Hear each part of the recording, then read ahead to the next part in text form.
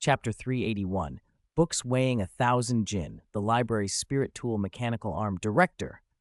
This peach badge is amazing.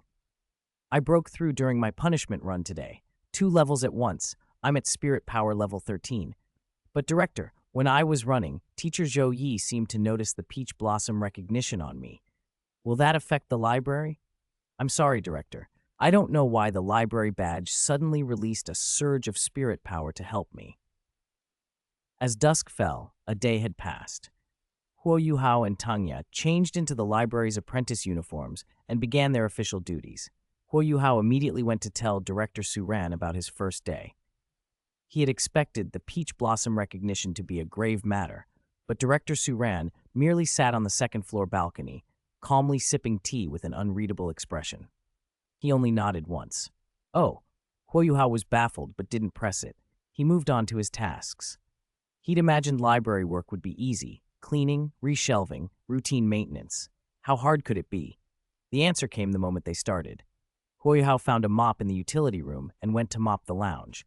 The handle in his hand felt like hefty iron, several hundred jin. He was physically weak to begin with. After walking only a few steps, his arms bulged with aching veins, and he was panting like he'd run a dozen sprints. The rounded handle was slippery with sweat and almost impossible to grip properly. A few minutes of mopping left him exhausted, as if he'd run around the estate 100 times. Tang Ya ran into the same problem. Her task was to correct misrecorded book numbers and return books students left in the wrong places. When she tried to lift one book from a table, she couldn't hoist it in a single motion. Surprised, she grunted and forced it up, only then did it budge. The title read, Postpartum Care for Beast Mothers. Despite Tanya's 30-plus levels of spirit power, she only just managed to shift it. The book sank like a lead ball into her hands. After only a few volumes, her delicate wrists felt nearly dislocated, and most of her spirit power was drained. She planted her hands on her hips and sighed. What kind of books are these? Why are they so heavy? Everyone else looks so relaxed when they check out books. But when it's my turn, I can't even lift one. This is unreasonable. These books are cursed. It was just past 7 in the evening, and the library didn't close until 9. How were they supposed to last another hour and a half? Huo Yuhao and Tangya slumped against a shelf, both grimacing. Sister Xiaoya, want to try mopping with me for a bit? Little Yuhao, want to swap? I'll mop and you shelve the books. Okay, Tangya agreed at once. Huo Yuhao hesitated. He felt it ungentlemanly for a girl to do such heavy work, but Tangya was eager, so he nodded. All right, he warned, but be prepared. Mopping is tough. Tangya laughed and patted his shoulder. How hard can mopping be? But you should know, the library's books aren't ordinary. Huo Yuhao thought returning books couldn't be harder than hauling a several hundred jin mop. He reached for 2 volumes on the desk and tried to lift them. Both their hands cracked with the sound of strained bones, fingers popping as if partially dislocated. Tangya's eyes widened. Are you kidding me? What kind of library is this? Why are the books and the mop both so heavy? No wonder the library's been recruiting apprentices for so long. It can't find anyone. Not only do you need the director's approval, you also have to pass a strength test, Huo Yuhao muttered, stunned. The books felt like chunks of rock. He had expected the library to be a quiet, scholarly place with light, educational tasks. Instead, it felt like a forbidden trial of physical endurance. What a disappointment. They exchanged bitter complaints when a yellow-haired young man swaggered over and bumped Huo Yuhao's shoulder. What's with the whining? He sneered. This library isn't a place for weaklings. Huo Yuhao's hand tightened into a fist. Seeing the man's face made his blood boil.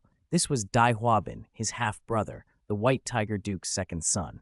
Dai Huabin considered himself entitled, looking down on Huo Yuhao's illegitimate status. When he taunted Huo Yuhao about being motherless, it struck all the wrong chords. Don't insult the library, Huo Yuhao said through gritted teeth. Or what? You don't get to tell me to be quiet, Dai Huabin shot back, folding his arms and smirking. Who are you to control me? No name. Huo Yuhao's fury flared. He wanted to lash out. He had been beaten many times at the White Tiger Duke's mansion for defending his mother, but he remembered Director Suran's teachings and the Taoyuan ancestral master's recognition. He couldn't disgrace the library by fighting inside. He was about to drag Dai Huabin outside for a proper duel when a stern voice echoed through the hall. Student 044, Dai Huabin, your loud speech violated the library's rules of silence and order. You are hereby expelled from the library and barred from entry for 1 month. A mechanical arm extended from the ceiling. A massive hand grabbed Dai Huabin and hurled him out through an open window. A muffled yelp followed. Ouch! Huo Yuhao stared in disbelief. A library with spirit tools. This was a spirit tool mechanical arm. It had enforced the rules itself. He felt both astonished and oddly reassured. Chapter 382, Peach Garden's Rules, 1 month for transformation. Damn it. You dead orphan, just you wait. Don't think that because you're hiding in the library, I can't get to you. I'll find a way to kill you. In the dark of night, Dai Huabin's body hit the ground hard. His arm was broken. He lay there trembling with lingering terror. The power and speed behind that spirit tool arm had been terrifying, at least spirit saint level, a level 7 or higher spirit tool. Tang Wutong and Xiao Xiao, who had caught the scent of peach blossoms on Huo Yuhao and stayed outside to wait, had seen Dai Huabin hurled from the library's upper floor. It was a miserable sight. Xiao Xiao shielded her eyes, unwilling to look. The library's first floor was taller than in other academic buildings, about the height of a regular building's 3rd floor, and its 2nd floor rose as high as the 6th or 7th story. Combined with the mechanical arm's throwing force, the fall had been brutal. Even Tang Wutong had been badly shaken the previous night. Seeing someone else thrown out now only deepened her curiosity. What kind of place is this library exactly? She whispered. Huo Yuhao and Tang Ya actually work here. And they have the authority to punish students? This is unbelievable. After becoming a library apprentice, this Huo Yuhao actually gives off the peach blossom scent. This library has to be hiding something. You can hide it from others, but you can't hide it from me. Humph. Tang Wutong's sharp eyes gleamed. Xiao Xiao blinked and thought only of exhaustion. What is she going on about? I need to go rest, otherwise I'll be late again tomorrow, and I don't want to run 200 laps. I'm exhausted, and I had to drag someone here to stake out. Sigh. Inside the library, on the balcony, Huo Yuhao and Tang Ya stood beside an elegant young man like guilty children. Director, we can't keep doing this work, Tang Ya complained. Everything inside is so heavy. Books, mops, brooms, even the library cards feel like they're weighing a ton. A task that should take minutes now takes an hour. This is too hard. Suran barely glanced at her, cool and composed. Can't handle it? Can't do it? It is harder than usual. Yes, but you think I recruited apprentices just to mop and shelve books? If it were only about cleaning, the library's spirit tools could handle it. He poured a little tea into a strange jade trough. Nearby, a small lizard, the incarnation of the heavenly punisher Austin Griffin, and a little Qilin, the incarnation of the azure water divine beast, were sipping the nutrient-rich tea from the trough. Tanya frowned, still bewildered. Then why? She stammered. Is it because we're different from ordinary people? Am I the woman chosen by the ancestral master? Maybe the ancestral master likes me and sent you to test my endurance so I can become his consort. If that's the case, there's no need to test me. I'm willing. I'm willing too, Huo Yuhao blurted out before quickly correcting himself. I am willing to serve the ancestral master. Suran extended a ruler and tapped Tang Ya on the head. What fantasies are you spinning? The reason objects feel 1,000 times heavier when you touch them in the library is because your bodies are simply too weak, he said flatly. So weak, you couldn't withstand a spirit grandmaster's provocation and nearly risked your lives. The apprentices the library needs are not people who sweep for the sake of sweeping. We need those who can manage the library, maintain its environment and tranquility, and one day become saint grade, titled Douluo level powerhouses, people of character and learning, not ordinary workers. Tanya's eyes widened. Titled Douluo? She could hardly breathe. Director, you mean your goal is to train us into titled Douluo? Is that even possible? Can I do it? Huo Yuhao shared her shock. Their Tang sect had never produced a titled Douluo, or even a spirit Douluo. For most students at Shrek, a titled Douluo was a distant dream. Suran regarded them calmly. Don't get ahead of yourselves. If word leaks out, people might assume an apprentice chosen by the Peach Garden ancestral master has no insight. Huo Yuhao, who had just remembered his earlier clash with Dai Huabin, quickly dropped to his knees. I'm sorry, Director. As a library apprentice, I nearly disturbed the library and its tranquility.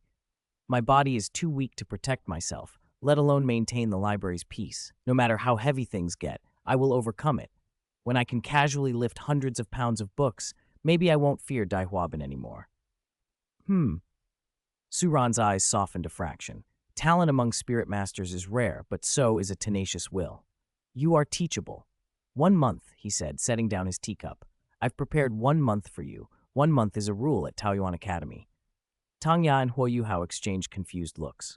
What rule? The rule for a student's initial transformation, Suran explained. It's your goal for this month. He fixed Huo Yuhao with a steady look. Huo Yuhao, I want you to surpass Dai Huabin. Then he turned to Tangya. Tangya, I want you to break the shackles that make blue-silver grass a low-grade spirit. Chapter 383, Imparting the Longevity Art and Sharing An. A month? Librarian, Dai Huabin is at least a spirit grandmaster, over 20 ranks. I'm only at rank 13 spirit power right now. In a month, I need to get my body in shape and raise my spirit power to around rank 20. How is that even possible? I'd be happy just to catch up to Dai Huabin in 3 years. Huo Yuhao and Tangya both stared at the librarian in disbelief.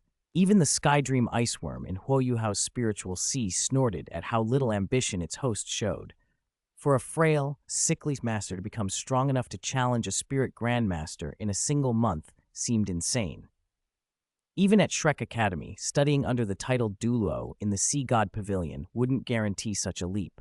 But Suran, the librarian, remained composed and unruffled. It's called teaching according to aptitude, he said. Everyone knows the idea, but very few can actually do it, he continued. Shrek Academy began with the Peach Garden's principles, but ideals and reality are different. Today, many teachers, your teacher Zhou Yi included, don't teach according to a student's spirit nature. They screen and select. The gifted are polished, while the ordinary are left to fend for themselves. Screening makes sense. In a society that values strength, you can't expect spirit masters with low upper limits to defend the academy or the nation. But screening should not be the only task of a teacher. If teachers merely sort students, then what's the point of having teachers at all? The naturally strong will become stronger on their own. Those with limitations will remain useless. Suran spoke calmly, and his words landed. Huo Yuhao and Tangya felt a new respect for the young librarian. When he spoke about teaching, something about him shone, serious, principled, almost reverent. You've already bowed to the ancestral master's statue and promised to uphold the Peach Garden's teaching principles, Suran said. Teachers should do more than screen. After screening, they must guide, make geniuses shine brighter, help those deemed waste break through limits and make up for their weaknesses. That's what a true teacher does. Huo Yuhao and Tangya felt a fire ignite inside them as Suran spoke. For some reason, hearing him talk about teaching made him seem almost like a savior. Right? Tangya breathed. So what does the ancestral master want you to teach us? What will change our situation? Tanya's mind leapt to every ancestral skill she had ever read about. I want Ancestor Mu's acupuncture and whip techniques. If I can use blue-silver grass to touch and paralyze an enemy, who would dare look down on my blue-silver grass then? Huo Yuhao pictured other ancestral arts. I want to learn Ancestor Wang Sheng's subduing tiger fist, he said, clenching his fists. He had read that Wang Sheng once used that fist technique to subdue a white tiger spirit, an ideal counter to tiger-type spirits like the ones in the white tiger lineage. In Huo Yuhao's spiritual sea, Skydream bubbled with excitement. The story of the 10,000-year divinity ascension still echoed in the far north. If Huo Yuhao could somehow become a divinity, Skydream thought it could gain a new lease on life. The idea of learning ancestral, legendary arts filled the sea with hopeful noise. Suran, however, shook his head. Blue-silver grass can be used for acupuncture, but that's not its defining trait. The subduing tiger fist could make defeating Dai Huabin easier, but you aren't ready. Fist techniques require the body, spirit, and technique to be one. If your physical and spirit foundations are weak, learning a fist style in a month won't make you strong enough. He paused and then said, "The ancestral master's instructions have been left in the library. The number on your library badges corresponds to the unique skill the ancestral master wants to impart to you. Go find them." With that, Suran lay back and closed his eyes as if he were going to nap. The two students felt their badges hum faintly and display a string of numbers. They left the reading room and searched the stacks for the secret manuals the numbers pointed to. "Why does our librarian look only 20 or 30, but sleep so much? Like an old man," Tanya muttered as they moved through the library. Tanya's badge showed, "No, 8-11086, must be pulled out with spirit." She found the shelf and, surrounded by vines of blue-silver grass, pried and tore at dozens of strands before finally pulling the book free. She sat down and opened it with trembling hands. On the cover, the title made her blood race: Longevity, Undying Art. Huoyuhao's badge read, "No 50505, must be moved with mental force." With his current mental power, he could barely budge a scroll. He focused until he felt like his mind would break, Skydream lending its small, steady help. Exhausted, he collapsed for a long moment before he could bring himself to open the manual.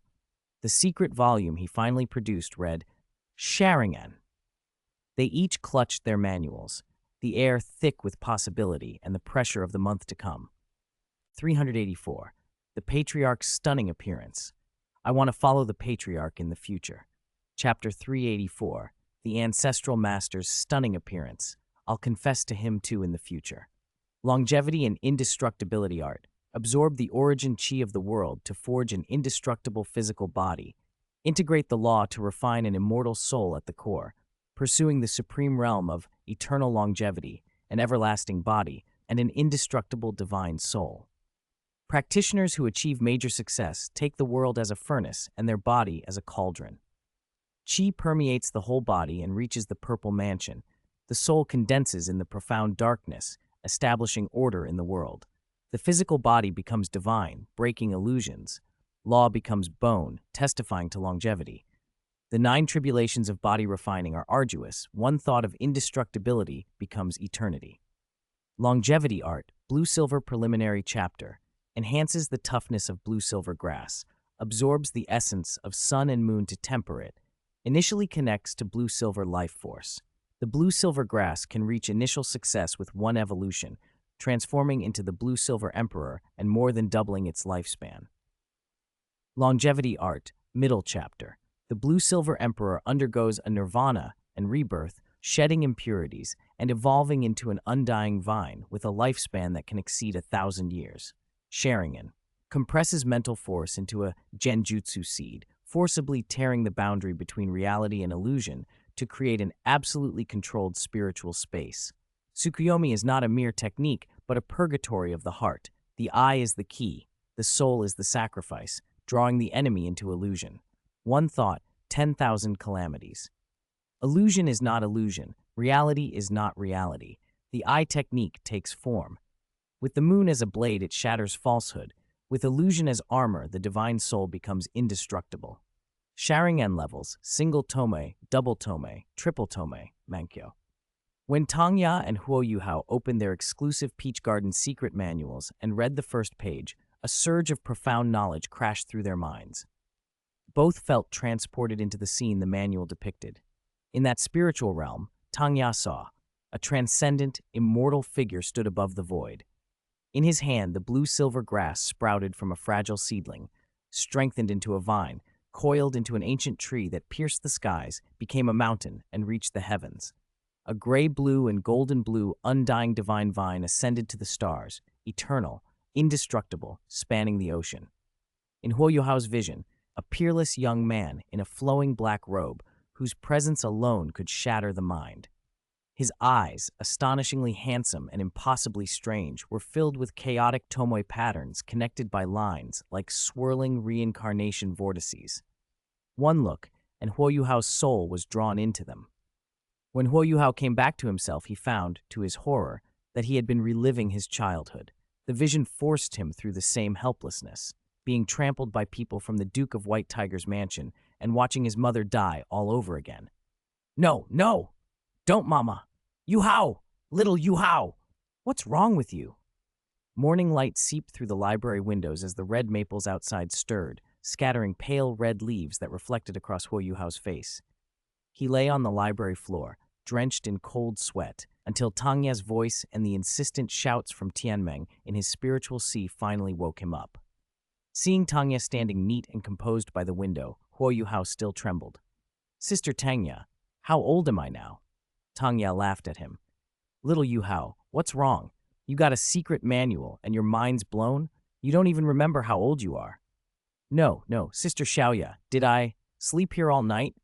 Huo Yuhao glanced out and saw it was already morning. Other students were beginning their activities. Tangya nodded. Yes, I thought you were too tired after mopping to go back to the dorm, so you just collapsed here. You were trembling and calling for your mother in your sleep. Do you miss her? Tangya hadn't planned to say it, but the question only fanned the hatred in Huo Yuhao's heart, especially after the nightmare he'd just endured. At that moment, Tianmeng spoke inside his spiritual sea. Little Yuhao, incredible, you hit the jackpot. I saw your Sharingan, profound art. It matches your spirit eye spirit perfectly. As a mental type divine beast, I've never seen such a powerful mental eye technique. What you experienced last night was likely a trace of the Peach Blossom Ancestral Master's hidden eye intent from the secret manual. He released the peak Sharingan technique, Tsukuyomi.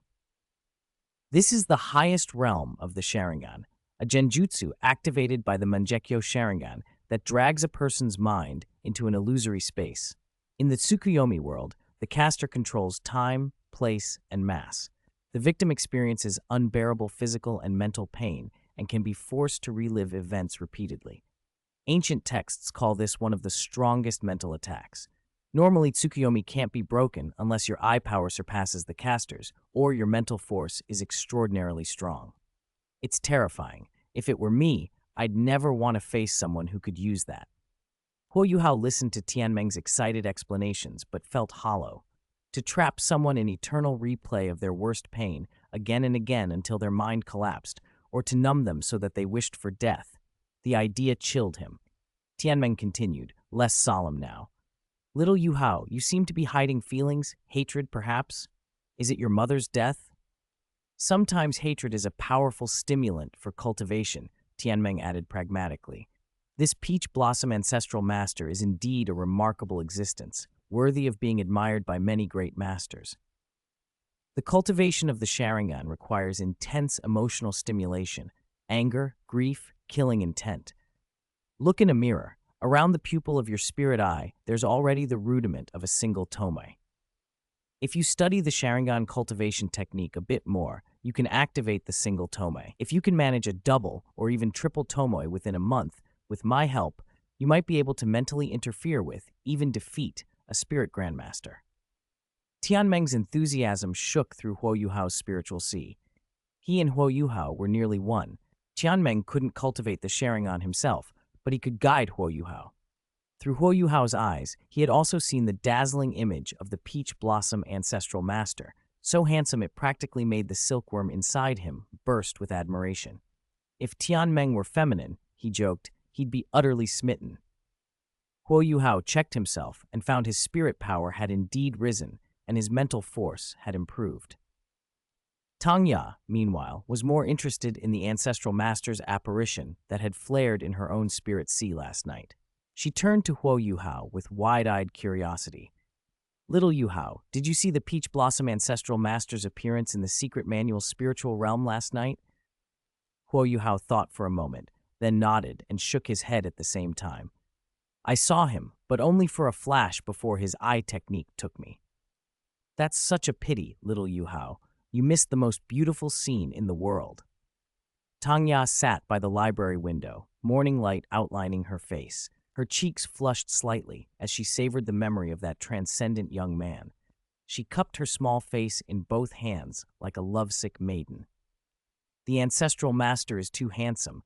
He's the most dashing man I've ever seen. No wonder the legends say Grandmaster Ning, Grandmaster Zhu, and Grandmaster Ye all secretly admire him. It's settled then. If I ever meet the ancestral master in the future, I'll confess to him too. Sister Xiaoya, but we're his apprentices. Wouldn't that be disrespectful to the ancestral master? Little Yuhao, what do you know? You're still a kid who hasn't even grown all his hair. What does disrespect mean between men and women? Tanya's tone was teasing, but her determination was obvious. I'd even kneel and suck up his favor. Don't say I'd be disrespectful to him. Humph.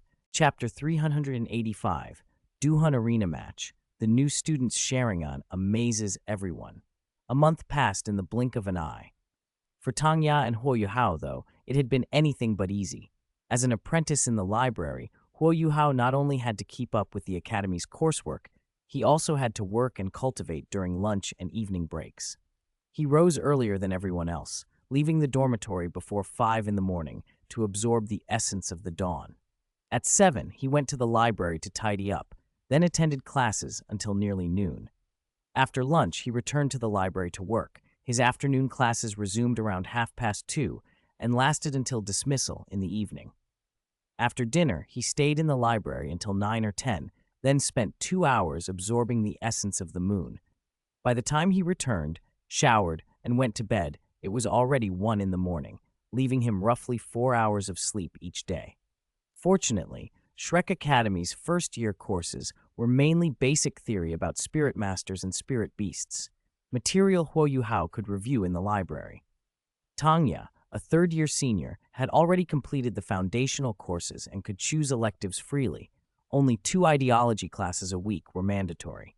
That was the advantage of the upper-grade tracks. Less supervision, more self-driven development. Most days, the hardest work was simply moving books and mopping floors. Still, in a month, both Huo Yuhao and Tangya had improved significantly. Their strength and speed had increased by at least 30%. Under Director Tao's guidance, Huo Yuhao's spirit eye had begun to form a second tomai. A 2-tomo Sharingan was only an elementary stage, but it brought a large boost to his mental force and shaped his spirit's attributes in ways ordinary students couldn't imagine. Combined with spirit abilities such as mental share and mental detection, his mental support and mental attack capabilities had advanced markedly. Exactly how strong he was in combat was still uncertain, but it was safe to say Tang Wutong might no longer have the upper hand against him. Their rapid improvement had drawn attention across the academy. Classmates and seniors watched them closely. Tang Wutong, Zhou Yi, and even Yan Shaozhe from the Sea God's Pavilion kept an eye on the two. Dai Huabin, meanwhile, had finally been taken off the library's blacklist and was allowed back in. This time, he walked in far more restrained than before. He hadn't forgotten how it felt to have his arm broken, and the recovery had taken half a month. He'd also used connections to pry into the library's secrets and had found nothing. The library director's deeds were a mystery. A day before the match, Dai Huabin tailed Huo Yuhao, face dark, and hissed, "You dare challenge me in the Duhun Arena? If you win, I'll give you 1,000 gold coins. Aren't you always short on money? What, are you scared?" Huo Yuhao shot him a cold look and made no immediate reply. He cupped his hands and approached the elegant young man seated at the library entrance. "Director Tao, may I request tomorrow off? I want to test what I've gained in a month and challenge Dai Huabin in the Duhun Arena." Director Tao's single-word answer was calm. Yes. Huo Yuhao informed Dai Huabin with a calm, definitive, "See you tomorrow at the Duhun Arena." The next evening, in the Duhun district of Shrek Academy. The Duhun district was where students publicly proved their strength. It brimmed with competition and was usually the haunt of older students. After the 4th year, one had to challenge higher grades to earn points, crucial for inter-student promotion. Tonight's match, however, was unusual. A new student Duhun Arena bout had been scheduled. New student matches were normally just chaotic scuffles. Most first years had only 1 or 2 spirit abilities, white or yellow spirit rings, weak effects, and little entertainment value. The more thrilling bouts were those of 3rd years and up, where spirit elders and spirit ancestors clashed. But on Zone 5's Duhun Arena, a teacher was personally watching. Zhou Yi, homeroom teacher of Class 1. He was joined by Mujin, a neighboring class's intellectual and gentle-looking teacher who still made a pointed remark as she crossed her arms. Some classes are really restless. Running drills on the first day, then a Duhun Arena challenge in the first month. I don't know if the students are just reckless or the teachers incompetent. Jojin, Mujin, don't be so smug. Don't think your class will dominate this year just because you have a descendant of the seven-treasure glazed tile school. Mujin's smile faded. That scrawny kid is an apprentice at the library, isn't he? You know the library's standing? Do I need to say more? The new students didn't know the library's mysteries, and even some older students only had a partial picture. Teachers, though, had heard the stories. Influential figures from the inner court and even elders of the Sea God's Pavilion had once apprenticed under the previous library director. If the Sea God's Pavilion stabilized the inner court, the library was the outer court's hidden legend. Even without a long-tenured director or a string of apprentices, the library commanded respect. Any student recognized by it was likely not weak. "Teacher Zhou Yi, why are you here?" someone asked. "You really care about Huo Yuhao, don't you?" Mujin replied dryly. At that moment, Tang Wutong entered the viewing area accompanied by Xiao Xiao, interrupting the teacher's silent rivalry. Mujin watched with arms folded, waiting to see what the new library director could do with his apprentice. Soon after Tang Wutong's arrival, another stunningly beautiful young woman slipped quietly into a seat, drawing cheers and pulling a crowd. Many students paid for tickets just to be near her while watching what would otherwise be an unremarkable new student match. A handsome, square-faced young man with thick brows and tiger-like eyes walked straight to sit beside Zhang Nanan and grinned. "Nanan, why come to a new student Duhun match? There's nothing special here. Let's go out instead, enjoy a boat ride and the lanterns." Zhang Nanan moved away from him and snapped coldly. "Su Sanshi, who wants to go on a date with you? Stay away from me." Su Sanshi only chuckled. "Nanan, I know you signed up for the Xuanwu Ritual Awakening selection in the Xuanming sect. If you like me, just say it. You're beautiful. I'd accept you." "Shut up." Zhang Nanan's face flushed. If people knew she'd registered for the Xuanwu Ritual selection, gossip would swarm her. Even if she later backed out, rumors would spread. Reputation mattered more to a girl than anything. "Su Sanshi, if you say another word," she threatened, "we'll settle this in the Duhun arena."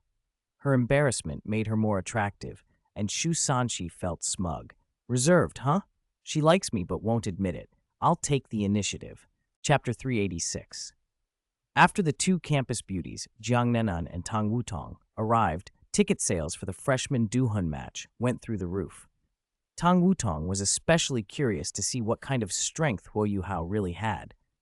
After a month studying in the library, this rookie spirit master, who used to be out of breath after 100 laps, actually dared to challenge someone in the Duhun arena. Everyone wanted to see what tricks Director Tao had taught him. When the match began, Dai Huabin could no longer hold back. 2 yellow spirit rings appeared beneath his feet, the mark of a 2-ring spirit grandmaster. From the way his spirit power rippled, his overall strength had to be around rank 26 or 27. White Tiger Possession! Tiger features flared across Dai Huabin's body, but instead of cheers, the crowd erupted with contempt.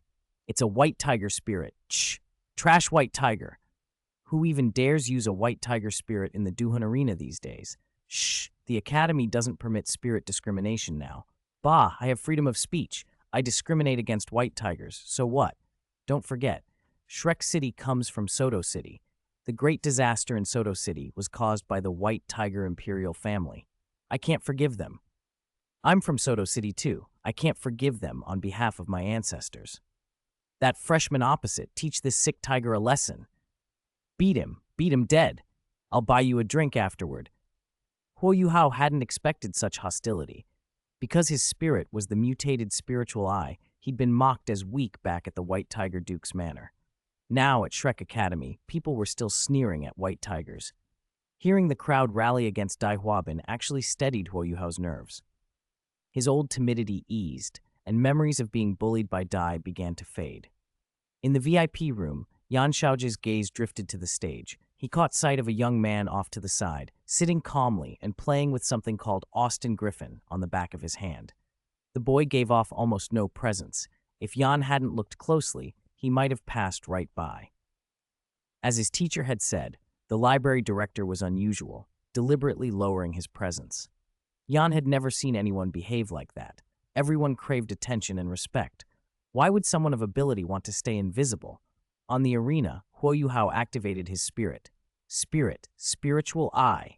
A flash of light danced in his eyes, but only a single white spirit ring glimmered under his feet. Dai Huabin laughed aloud. A useless piece of trash is still trash. You dare fight me with a 10-year spirit ring? You're asking to be trampled. Seeing Huo Yuhao's pathetic ring and what he assumed was a useless spirit, Dai didn't bother using a skill. He intended to crush the kid with his fists and show everyone that the white tiger still reigned supreme.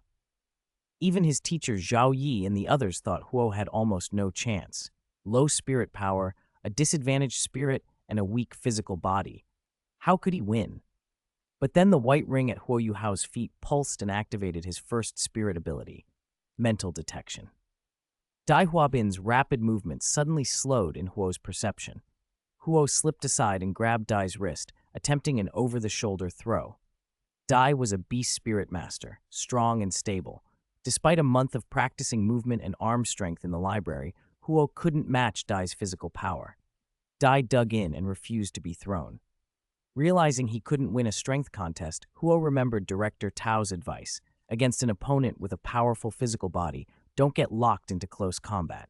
He rolled back out of range. Dai sneered.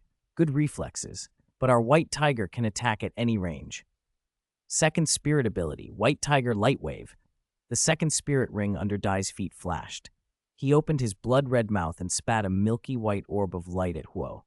It moved at terrifying speed and struck Huo squarely, dispersing his form on impact. Dai laughed triumphantly. You're made of sand or something. Your body's so fragile, you're blown apart by me. He turned to the referee, smirking. In the Duhun arena, matches are fights to determine strength, not to murder an opponent. Intentional killing is punished severely, but the chief referee gave Dai only a curious look and said nothing, treating the match as still in progress. In the stands, Xiao Xiao covered her mouth and giggled.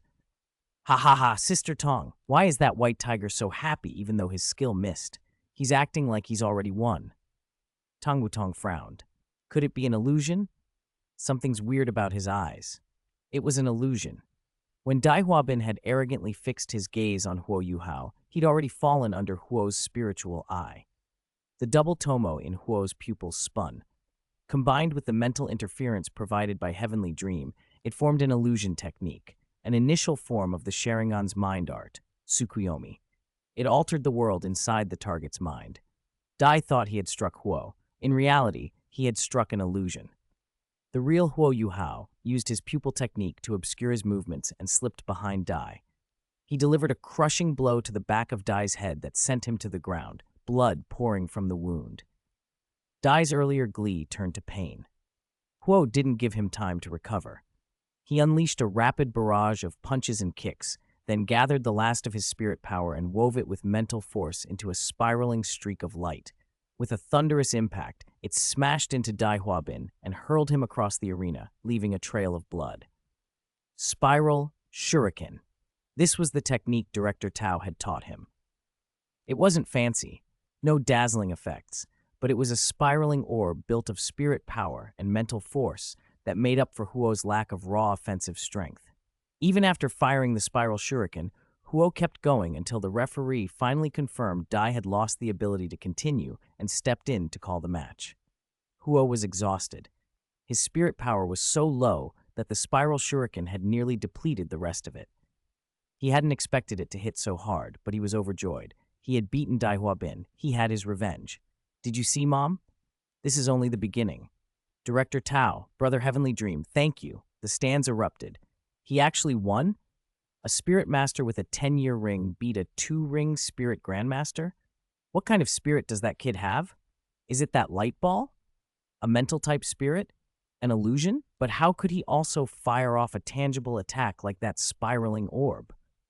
Are there twin spirits? No, that orb isn't a spirit. It's a skill. A self-made spirit ability. Without a spirit? Maybe he was taught it at the library. Yan Shaoji listened and murmured. He wasn't looking down on people. Huo Yuhao's aptitude suggested it was impossible for him to have independently created a full spirit ability. If it wasn't his creation, it must have been taught to him in the library. Interesting, Yan thought. The people from the Peach Blossom Forest are not to be underestimated.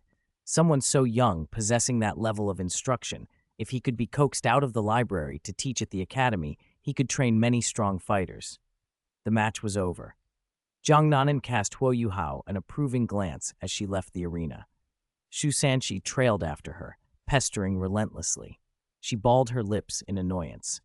Shu Sanqi, stop following me. I told you, I don't like you. I already have a boyfriend. I like someone, but it's not you. He's Director Tao. Chapter 387. The kindness of saving my mother cannot be repaid. I can only offer myself. If not me, then who is it? Is there anyone else in the entire outer court who could possibly be worthy of you? Stop pestering me, all right? Do I have to report to you about who I'm dating? Jiang Nanan, don't provoke me. I know you don't actually have a boyfriend. I don't like jokes like that. Come on, I'll take you to Dreamland Hotel for something delicious. I heard their new sea clams are excellent. My skill at shucking clams is superb, Jiang Nanan. Why don't you try it? Pervert, let go of me. Who wants to go to Dreamland Hotel with you? Disgusting. Jiang Nanan flushed with shame and anger as she shook Shu Sanqi's hand off. If she hadn't been worried about the gap in spirit power, if she hadn't known he was the young sect master of the Xuanming sect, while her own background was unremarkable, she would have dragged him into the Duhun arena and fought him on principle. She knew Shu Sanqi's stubborn, arrogant streak. He liked to provoke and never admitted defeat. She was both furious and irritated, and she wasn't sure how to deal with him.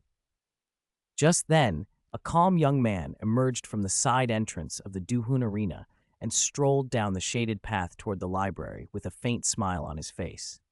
Inspiration lit up in Jiang Nanan's eyes. Shu Sanqi, stop bothering me. You wanted to know who my boyfriend is. I'll tell you. She grabbed the man's arm and linked her arm through his.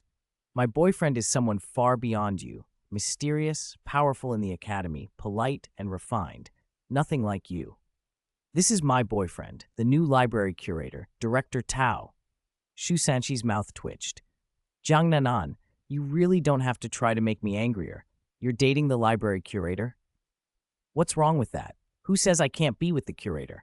I adore the library curator. He's low-key and profound. Those are the kind of boys I like. Jiang Nanan tightened her grip on Curator Su Ran's arm, her soft chest brushing his elbow, the faint scent of a young girl's perfume drifting to him. Su Ran felt the resistance as he attempted to withdraw his arm. Jiang Nanan lowered her voice. Director Tao, please don't push me away. Help me out, otherwise I'll be in trouble. Su Ran rubbed his temples. No matter how long he'd lived, he still couldn't entirely shake his habit of cherishing and protecting beautiful women. He gave a resigned, soft hum. Relieved by his small assent, Jiang Nanan turned on Shu Sanqi, contempt in her eyes. So, Shu Sanqi, please respect yourself and stop harassing me. I'm going to file a complaint. I'm going to report this to the education committee. As a teacher, you're actually dating a student. The education committee will strip you of your teaching qualification and your position as curator. If you know your place, I may let you off the hook. Seeing the stunning Jiang Nanan clinging to the young curator and pressing against him, Shu Sanqi's face went red with fury. How could a teacher steal a student's partner? This was an abuse of power, pure bullying, yet Su Ran remained indifferent. Go ahead then, Su Ran said coolly, as if daring him. Then he glanced at Jiang Nanan and with a faint voice pulled his arm away. Come with me to the library. Jiang Nanan's breath caught, then her arm was suddenly free. She hurried to follow him. Okay. So arrogant, Shu Sanqi muttered. Director Tao, I refuse to accept this. I've heard that since you took over the library, you've never made a move. Today, Shu Sanqi requests your guidance. Black Tortoise, possession. Shu Sanqi's feet pressed into the ground. 3 spirit rings, 2 yellow and 1 purple, swelled beneath him. A heavy, mountain-like aura erupted.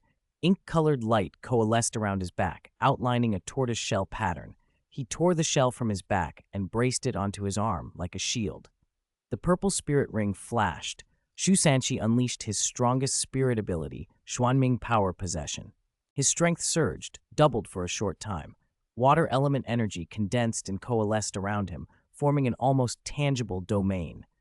With a cry, he charged at Su Ran, shield raised, aiming to knock him aside.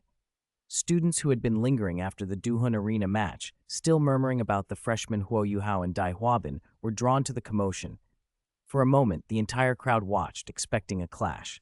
Instead, time itself seemed to hesitate. Su Ran stood calmly, glancing back at Shu Sanqi. Then, as if nothing more than a gesture, he extended a single finger and pointed. Soft ripples spread outward, wind-like, water-like, undulating across the air. The world around them slowed, objects and motions dragging as if through molasses. No matter how Shu Sanqi flailed or hurled himself forward, he could not close the distance. Only Su Ran's voice carried clearly.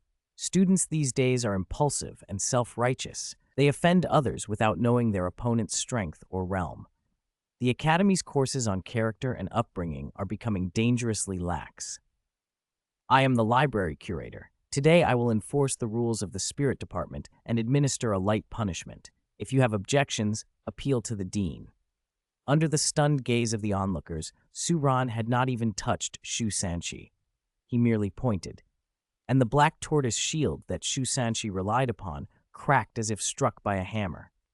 The shell split from a single point, and the fracture raced outward until the entire shield shattered like an eggshell. Space snapped back to normal with a final oppressive strike.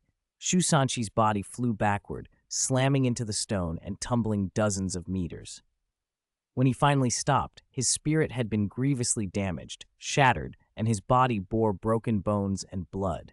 He looked up at Su Ran with disbelief. Before he could finish, he collapsed lifelessly onto the stone slab. Huo Yuhao, who had just received the 1,000 gold coin compensation from Dai Huabin and his earnings from the match, watched in open-mouthed shock as he stepped out of the Duhun Arena with Tangya. Both of them stared. The curator is actually this strong? That tortoise fellow looked like a high-ranking spirit elder, right? A spirit elder was utterly helpless. The curator barely moved and wiped him out, without even touching him. Zhang Nanan, standing at Su Ran's side, stared at him with wide, awed eyes. Director Tao is so powerful. She had the instant impression he possessed a realm at least equivalent to a titled Douluo. Given his appearance and age, it was almost impossible, yet it was undeniable.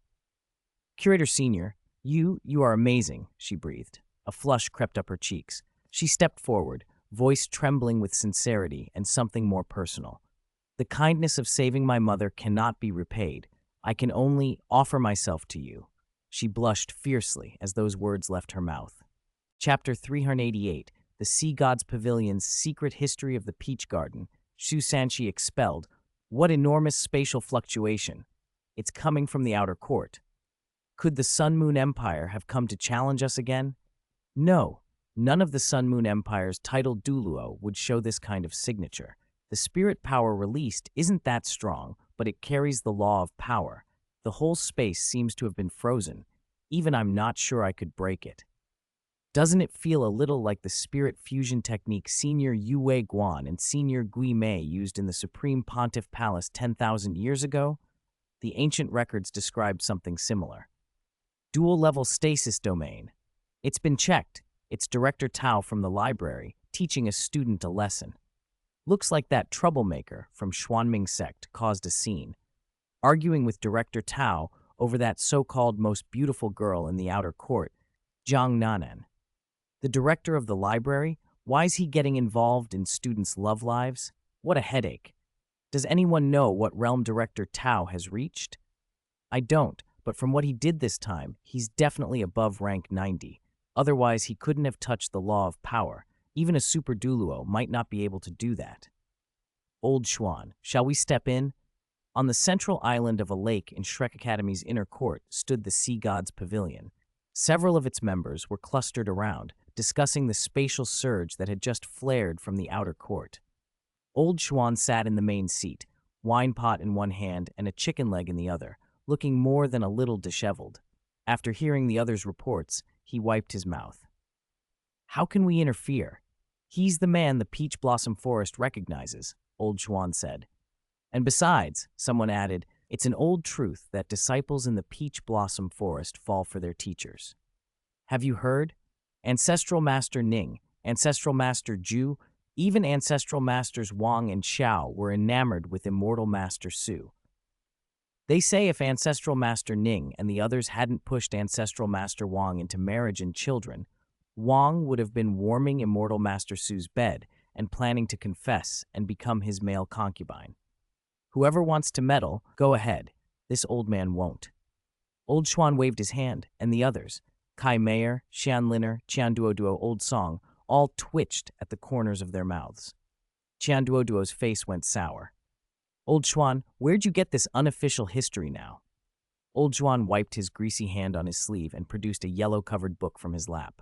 The Spring History of the Peach Garden, a rare piece. I tracked this down across the continent. If you want to read it, 3 10,000-year spirit bones, and it's yours. Oh my. The title alone fired the imagination.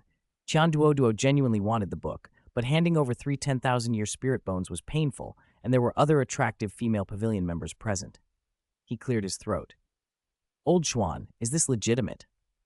Xuanzi bit into his chicken leg. Legitimate? You think I'd be carrying around an illegitimate book? If it's legitimate, I don't want it. You can keep it, old man. Qian Duoduo sat up straighter. And Old Xuan, the Peach Garden is a spiritual cornerstone for Shrek Academy. How can you go around reading unofficial histories? It's a disrespect to the Peach Garden. I suggest you hand it over to the pavilion for safekeeping, or better yet, give it to me to destroy. You wish. Old Xuan tucked the yellow-covered book protectively into his lap, not trusting the others to leave it alone. At once, the other members glared. Xian Liner slammed a hand on the table. Old Xuan, give it here. What legitimate book is that? Just the title sounds shady. Ancestral Master Su is the belief of our academy. You can't be seen reading something like that. Hand it over. This is blasphemy against Ancestral Master Su. If I find out who wrote it, I'll... Old Xuan, if you won't hand it over, we'll report you to the Peach Blossom Forest and let them deal with you. The chicken leg in Old Xuan's hand suddenly lost all flavor. So serious? Old Xuan, can you be a bit more dependable? You're always getting into trouble. Remember when you took inner court disciples to the Stardew Great Forest for spirit rings, but you got so wrapped up in reading that secret history that several students nearly died? If it weren't for medicines sent by someone from the Peach Blossom Forest, those students might have been irreparably harmed. You still haven't learned? Old Xuan's face turned sheepish. I have been wounded by knowledge. From today on, I will abstain from alcohol. He slammed the wine pot down on the table with a clang and buried his head in his hands. Abstain from books? Hand over the book. Kai Mayer and Xian Liner's eyes narrowed. Old Xuan looked cornered. Must I abstain from books too? What do you think? Kai Mayer snapped. That night, the lake wind carried moisture through the inner court. A fair-skinned, dark-haired beauty in a crisp white uniform trimmed with gold crept alone to the forbidden platform of the Sea God's pavilion and reached for the yellow-covered book confiscated from Old Xuan during the day. At the same time, a slender, green-haired girl's hand slid out from the other side to grasp the book as well. They startled at each other and both cried the other's name. Mayor! Liner! You were going to read it too? You too? Shall we read together? Exactly what I was thinking. I've always been curious about Ancestral Master Su's private life. Let's read it together. Me too. So the black-haired beauty and the youthful green-haired girl tucked themselves under a blanket and read by lamplight. One glance at the text and their faces flushed crimson. Their eyes shimmered like autumn waves as they turned the pages. Meanwhile, outside the dean's office, Shu Sanqi raged. He stood there with his arm in a sling, 2 front teeth missing, and a lisp when he spoke, bawling loudly. Director, I demand to see the dean. The director of the library is bullying students. He beat me. If it weren't for my Xuanming turtle's defense, I wouldn't be standing here. Yan Xiaozhe had just finished a meeting. He glanced at Shu Sanqi without emotion. Go back. Shu Sanqi wailed louder. Wah, Dean, you're fair and just. You can't just stand by while a student is bullied. You molested a female student and showed disrespect to the Academy's teachers, violating the Academy's rules, Yan Xiao said flatly. You are expelled. Pack your things and go home. Huh? No? Shu Sanqi had expected the dean to side with him against Director Tao. He'd pictured a righteous rebuke, but when Yan Xiaozhe delivered his verdict, Shu Sanqi's smile froze and his face went pale with confusion. What had started as a complaint about the director of the library had ended in the dean upholding justice against him. Chapter 389, Jiang Nanan becomes an apprentice. Curator, you're terrifying. That move was amazing. Did he stop time? Even our homeroom teacher, Teacher Zhao, was frozen. Little Yu Hao, he used space stasis, not time stasis. There's a huge difference.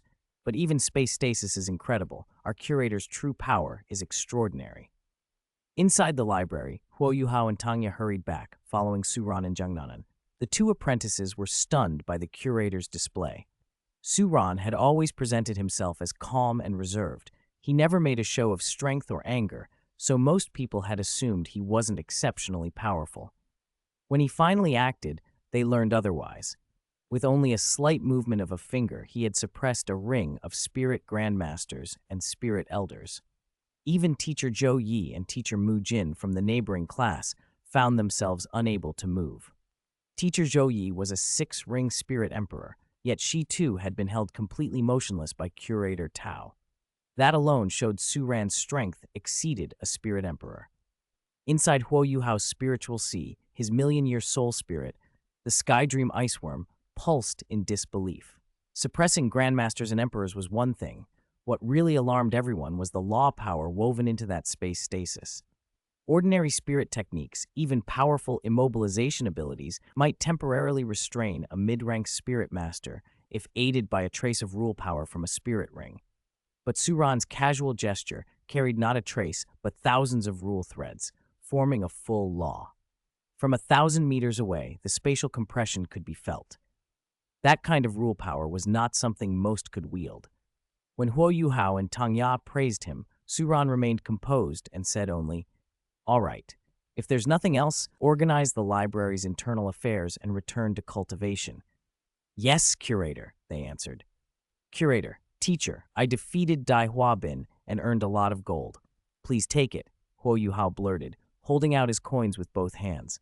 "I wouldn't have won without your guidance in the Ancestral Master's ultimate techniques. I kept 10% for myself and want to give you the rest." Curator Tao waved his hand and dismissed the offer. "No need. Coins are nothing to me. They won't help. You need them more than I do. Keep them." Huo Yuhao's face fell a little at the rejection. "But I want to contribute to the library." "If you insist," Suran said casually, "there are a number of cockroaches and rats living in the library basement. I've never liked filth. Clean the basement thoroughly and get rid of them. Consider that a contribution." It was a practical, almost trivial task, but it served two purposes at once. Besides tidying the library, the assignment would give Huo Yuhao a chance to train his spiritual eyes Sharingan. Huo Yuhao didn't overthink it. Feeling useful, he brightened up and saluted. "Understood, Curator. I'll go right away."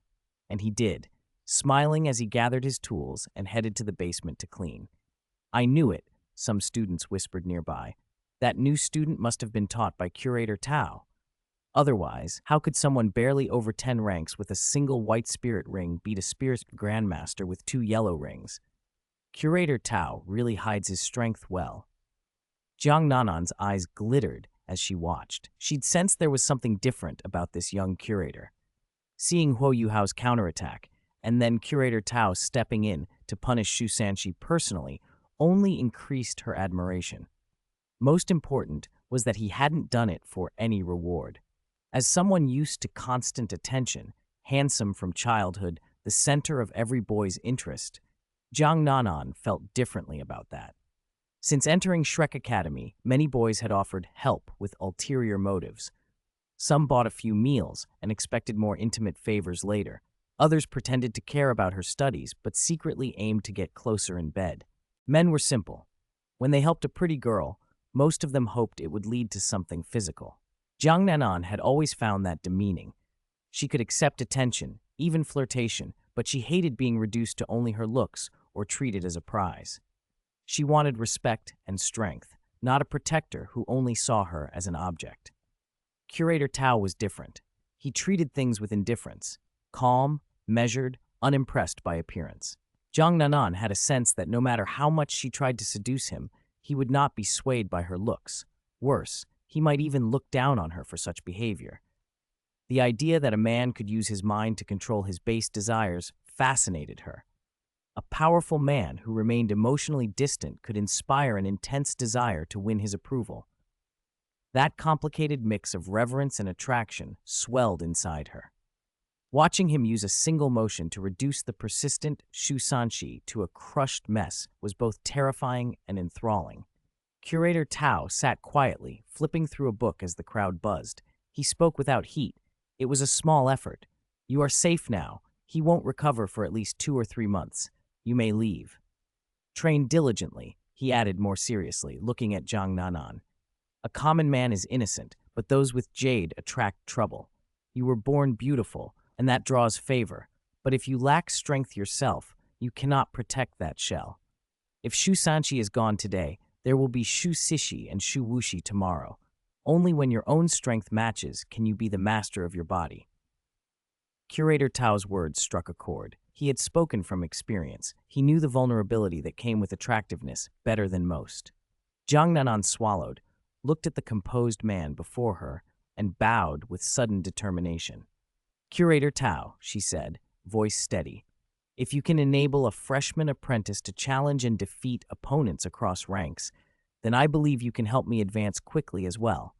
I am willing to stay by your side forever. Please accept me as your disciple." Chapter 390, Suran's Test for Zhang Nanan. Do you want to become an apprentice at the library, like those 2 little ones? Or do you want to become my student?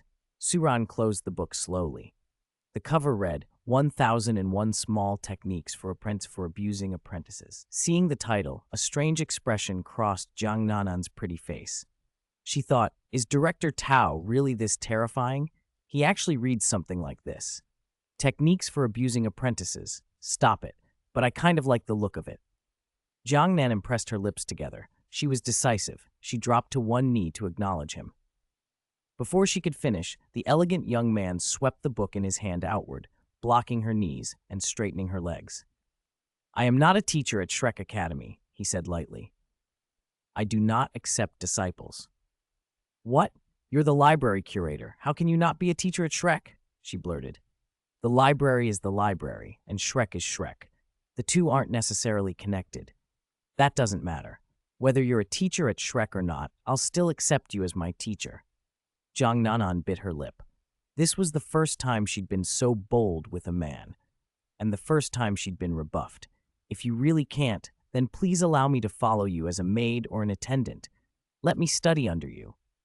Suran wasn't completely unfeeling. After a few seconds, he gave the smallest motion with his finger.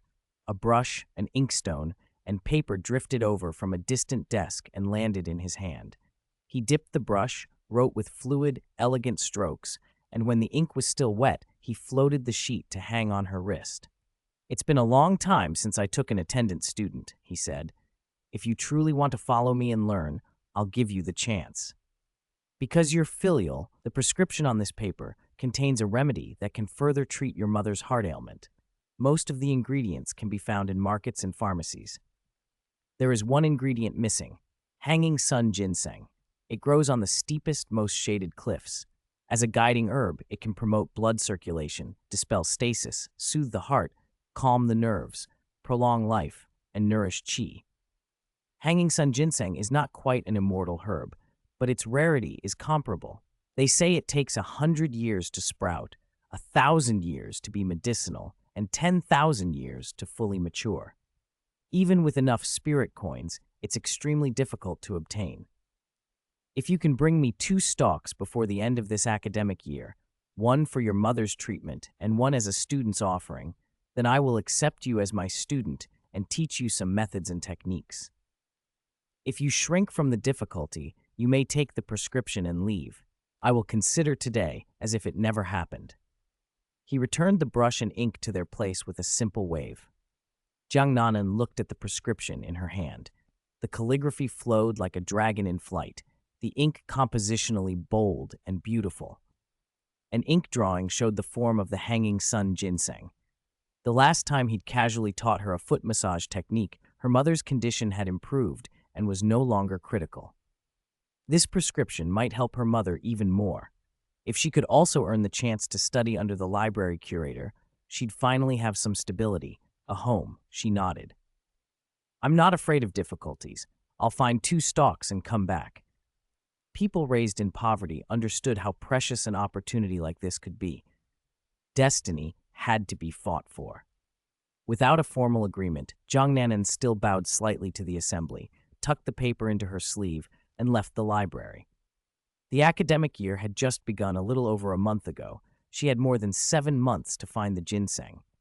That sounded like plenty of time. After all, she only needed 2 stalks. But would it be easy for a spirit master around rank 30 to secure 2 near-immortal quality herbs in a year? Not at all. Otherwise, why would someone like Jade Little Dog have lingered at rank 29 for decades? At dawn the next day, before the sky had fully lit, Jiang Nanan applied for a leave of absence to train outside the city and set out alone from Shrek City. She taught her mother the heart-nourishing foot massage and prepared dozens of doses of medicine from the library curator's prescription for emergency use. Without the core hanging sun ginseng, the medicine was not perfect, but it still eased the symptoms. For the following months, she traveled through the towering mountains and sheer cliffs of the continent, relentless in wind and rain.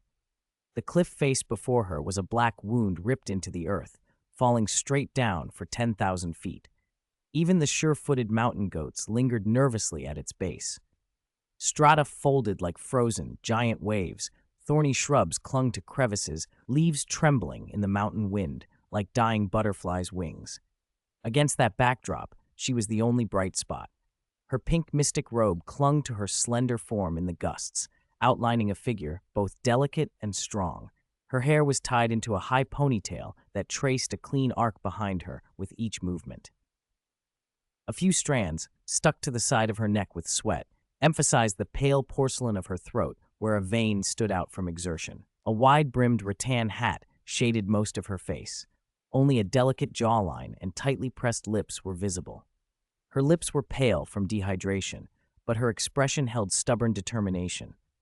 Most striking were her eyes under the brim, bright and focused, like distant stars fixed on a target. Every time she looked up the cliff, she stared as if she could pierce the clouds and find the hanging sun ginseng, the herb that absorbs the essence of the sun and the moon to grow, as the curator had said. Her tools were simple: a small bronze hoe sharpened to a mirror edge, a roll of tough grass rope across her back with one end tied to a 3-pronged iron anchor, a leather glove exposing her left-hand knuckles, and a wooden staff studded with rock nails gripped in her right. She had been scaling these ranges for dozens of days, mapping every dangerous inch of the cliff face with raw strength and will. Her once fair skin had browned to a wheat gold tan. In that state, she looked less like the admired campus beauty and more like a desperate herb gatherer, exactly what the library curator had probably intended as his first lesson. To become independent and strong, one must break out of comfort and adapt. If you could shatter your own limits, who could harm you? This morning the clouds lay low and heavy. The wind smelled of rain. Jiang Nanan stood at the cliff's edge, anchored only by the grass rope at her waist. She leapt, swinging her body over the steepest section, and held on with everything she had. When the first thin ray of sunlight pierced the clouds and struck the deepest part of Eagle Sorrow Ravine, a single stalk of hanging sun ginseng dared to push through the rock and catch the light. 9 leaves unfurled, patterned like tiny suns, catching the morning light and dew and throwing back a flowing golden glow. Its roots gripped the rock like a beating heart. Chapter 391, New Student Competition Assessment. Immortal Master Su personally presents the awards. More than half a year had passed in the blink of an eye. By the end of the second semester, Huo Yuhao and Tang Ya had both been strengthened by their daily chores. Carrying books and cleaning the vast library still felt laborious, but it was work they could now handle confidently. Their arms, in particular, had grown impressively muscular. Tang Ya looked at her biceps, thick as sandbags, and wanted to cry. "I'm a girl," she protested, then laughed. "With muscles like this, I could flatten the library curator with one punch." Despite the teasing, Tang Ya had cause for real celebration. Her blue-silver grass, having absorbed the essences of sun and moon, had entered a new phase and developed silver patterns. When ordinary blue-silver grass formed those silver markings, its toughness more than doubled. Tang Ya's reflexes had improved by over 50%. She was ecstatic. The essence of longevity arts, she'd learned, wasn't simply about living longer. It was about cultivating the body's vitality to its peak and polishing the spirit to its clearest state. Only then could true longevity be possible. If the body decays to its limits, no amount of wishing alone will prolong life. After her first silver pattern appeared, Tanya practically ran to the library curator, her face lighting up. "Look, look, see my silver pattern," she exclaimed. "It's still spreading." Huo Yuhao finished his work and wiped the sweat from his brow. "The new student assessment is in 2 days," he said to Su Ran. "All 10 outer court classes will form teams to compete. Will you and Sister Xiaoya come watch?" Tanya patted little Yuhao's shoulder with a grin. "Don't worry, little Yuhao. I'll be there. I want to see what kind of splash that Sharingan of yours will make after a year of cultivation." Huo Yuhao nodded earnestly. "I'll do my best, Sister Xiaoya." "Go on, little Yuhao. Ever since you defeated that Dai Huago in the Dohun Arena, you've become famous among the freshmen. Everyone wants a crack at you now." The story of Huo Yuhao's Sharingan, how his 10-year white spirit ring had countered a spirit grandmaster, had spread through the new students, even reaching the ears of some upperclassmen. But what Huo Yuhao cared about most was whether the calm, inscrutable man standing nearby would attend. The cultivation method for the Spirit Eyes Fusion Sharingan had been blessed by the Su ancestor and guided by the library curator. Su Ran's approval mattered. Su Ran, holding a battered volume titled "1,000 Techniques for Abusing Disciples," flicked idly through the pages without looking up. "Depends on my mood," he said flatly. On the surface, he seemed unfazed, absorbed in the book's ridiculous title. Inwardly, however, his mind was elsewhere, worrying about Zhang Nanan. She had been away from the academy for over half a year and hadn't returned by the semester's end. Had she run into trouble seeking the hanging sun ginseng? He scolded himself. Damn it, am I the one abusing my disciple, or is the disciple abusing me? If she'd got into trouble chasing that herb, he'd feel guilty. He had his doubts about the herb's availability. When he traveled across the Douluo Continent before, he could find several stalks of the hanging sun ginseng in a bit over 10 days. But had he overestimated how easily spirit masters could locate rare plants? The truth was, the plant wasn't even native to the Douluo Continent. The hanging sun ginseng had originally been a seed of an immortal herb that drifted from Taoyuan Academy's botanical garden 10,000 years ago. After millennia without proper nutrients, it had degenerated into a rare, weakened species, at best a sub-immortal herb when it grew well. Finding a good specimen now was a different matter. 2 days later, the new student assessment competition commenced exactly on schedule. This assessment decided more than just annual grades. It determined the students' class placements going into their second year. Shrek Academy rarely expelled students outright, but resources and status were distributed according to assessment results. Those with poor scores were assigned to ordinary classes, the so-called poor student classes, where prospects were limited and future positions typically meant serving as spirit master soldiers in the Empire territory. Students with average scores were placed into enhanced classes where some might later redeem themselves, but most would end up as city guards or on routine patrols. The excellent students were funneled into core classes, prioritized for resources and training, groomed to become the backbone of the Empire territory as captains or managers. The top core class students could even enter the inner court as core disciples, gain access to the Peach Blossom Forest, and later vie for positions within the Sea God's Pavilion, becoming teachers, military leaders, or even running for dean or pavilion master. The new student assessment was the first major inflection point for everyone's future. Attention all new students, please enter the assessment preparation area. 15 minutes remain until the new student competition begins. Late arrivals will be considered to have forfeited the assessment. The voice boomed across the outer court. The previously relaxed new students hurried, tension suddenly taut in the air. Not a single one dared to be careless. Even those from the 7 Treasure Glazed Tile School had arrived promptly. After class leaders checked attendance, a floating platform rose at the center of the assessment grounds. On it stood Yan Xiaozhe, dean of the spirit department, and Xian Liner, Dean of the Soul Tool Department, ready to give the opening remarks. Fellow Shrek new students, first, congratulations, Yan Xiaozhe said. Over your first year, you have all worked hard and improved. I believe your strengths have grown since you first entered the academy. I wish you excellent results in this assessment. Dean Jian and I have an additional announcement, he continued, voice lowering. What came next was news the Sea God's Pavilion had only just received. Yan Xiaozhe inhaled deeply. The champion team of the new student assessment will receive their awards personally from our Taoyuan ancestral master, Immortal Master Su. Boom! The announcement sent the entire venue into an uproar. 392. We're going to win the championship. Chapter 392. We must win the championship. Immortal Master Su is personally presenting the awards? Is that for real? Oh my heavens! Immortal Master Su? Su Ran? Immortal Master Su? The one so handsome, even ancient sculptors couldn't capture him. The ancestral master who founded Shrek Academy's predecessor, Taoyuan Academy? Immortal Master Su is coming out. He's going to personally present awards to us newcomers? That's a figure only ever mentioned in history books and legends. He's actually appearing. I thought Ancestral Master Su had long since left the Douluo Continent. When Dean Yan and Dean Xian announced the news, excitement surged through the whole crowd, students and teachers alike. Beneath Zhou Yi's white hair, her eyes suddenly flashed brightly. Immortal Master Su. Is it really Immortal Master Su coming to present the awards? Even teacher Mujin, who rarely approached Zhou Yi, moved closer, astonished. Zhou Yi, I didn't mishear.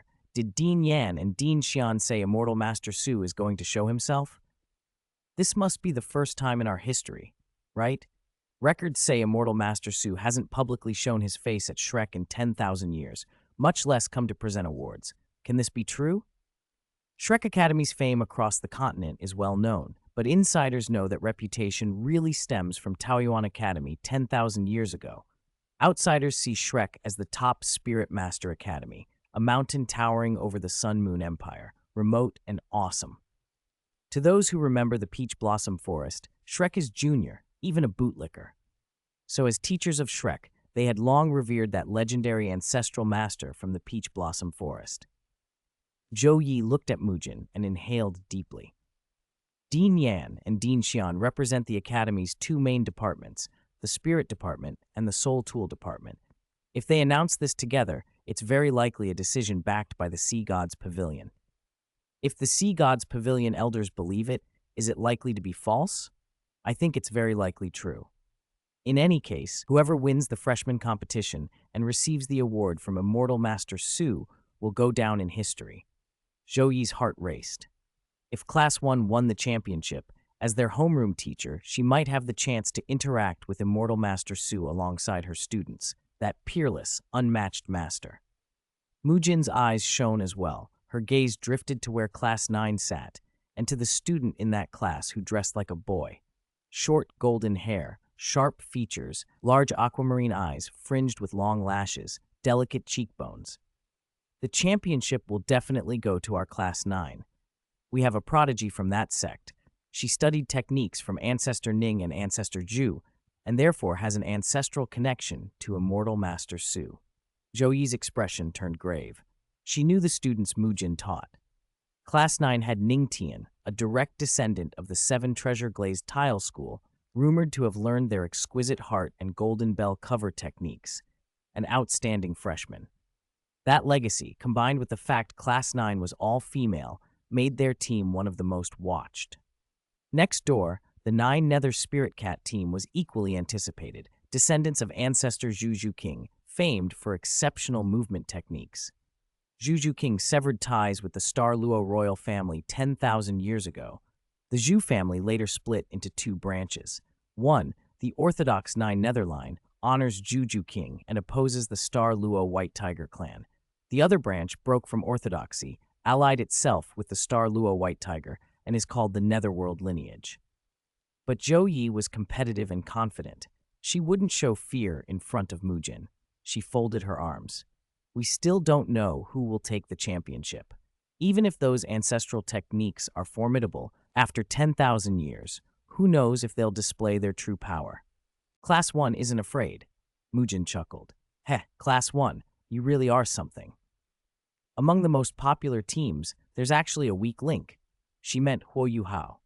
Because Huo Yuhao had performed well and was the only student in Class 1 allowed to remain as a library apprentice, Tang Wutong, curious about the library, had dragged Xiao Xiao and him into their team. Tang Wutong now grabbed Xiao Xiao's small hand, squeezing until it reddened. Su Ran? Immortal Master Su? That's amazing.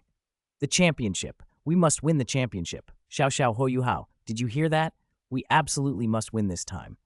Tang Wutong's eyes gleamed with ambition.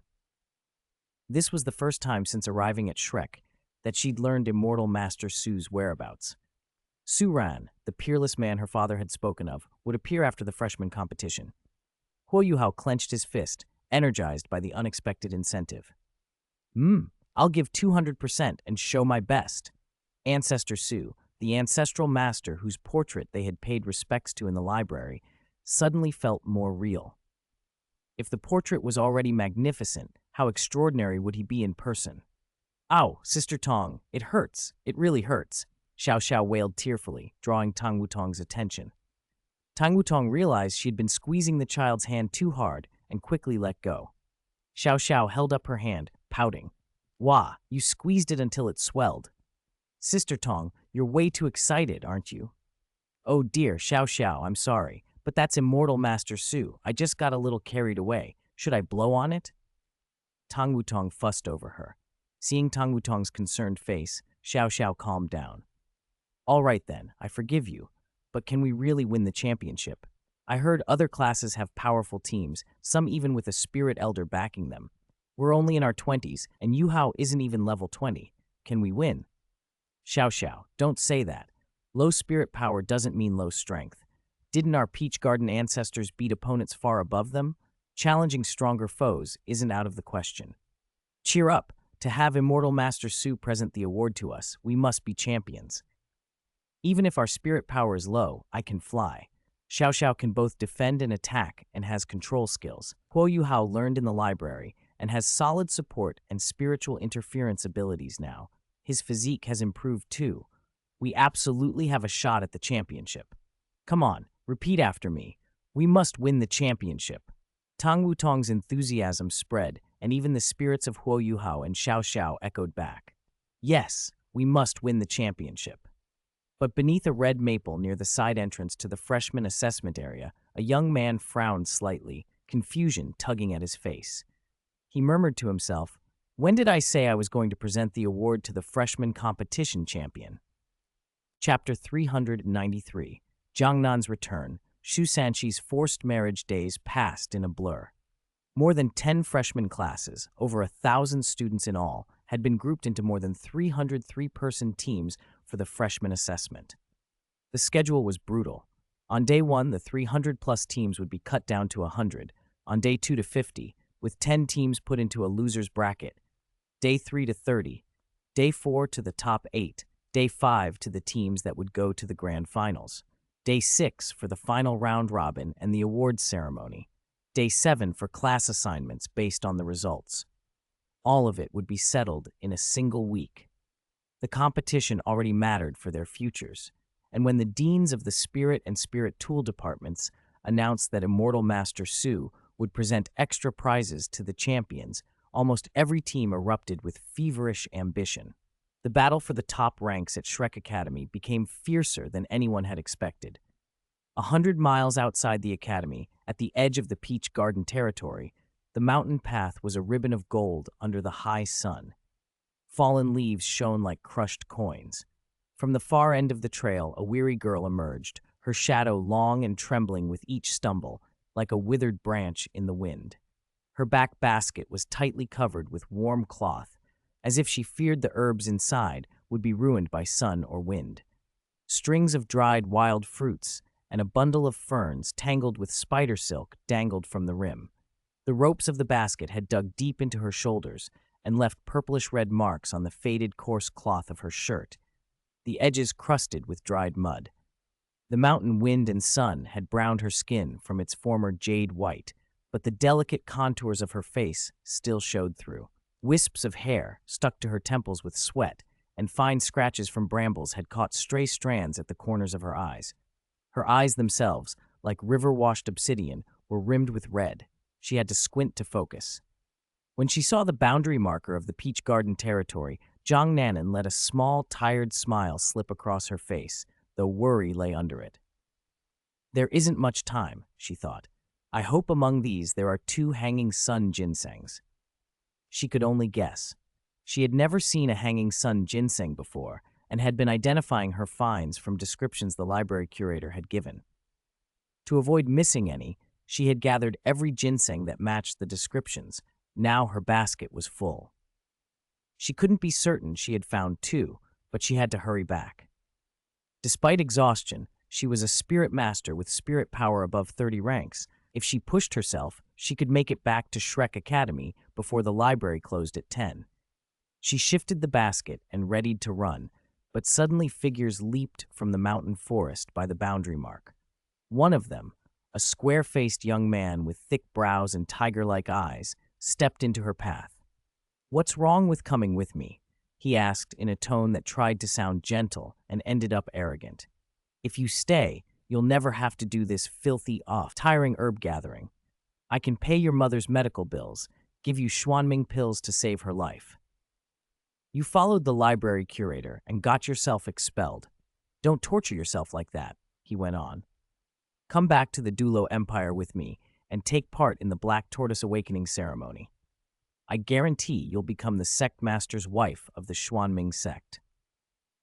For you to be my partner at the Black Tortoise ceremony, I even risk delaying my awakening. Can't you see I'm sincere?"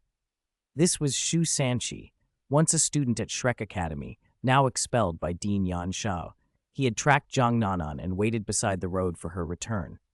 He couldn't get back into Shrek Academy, so he planned to go home to inherit his family's estate and take her with him. She had been handpicked by the academy, beautiful and filial. He was sure any man would be proud to claim her. His words sounded like a prince's promise to a girl worn down by hardship. For a moment, Jiang Nanan faltered. Then she shook her head.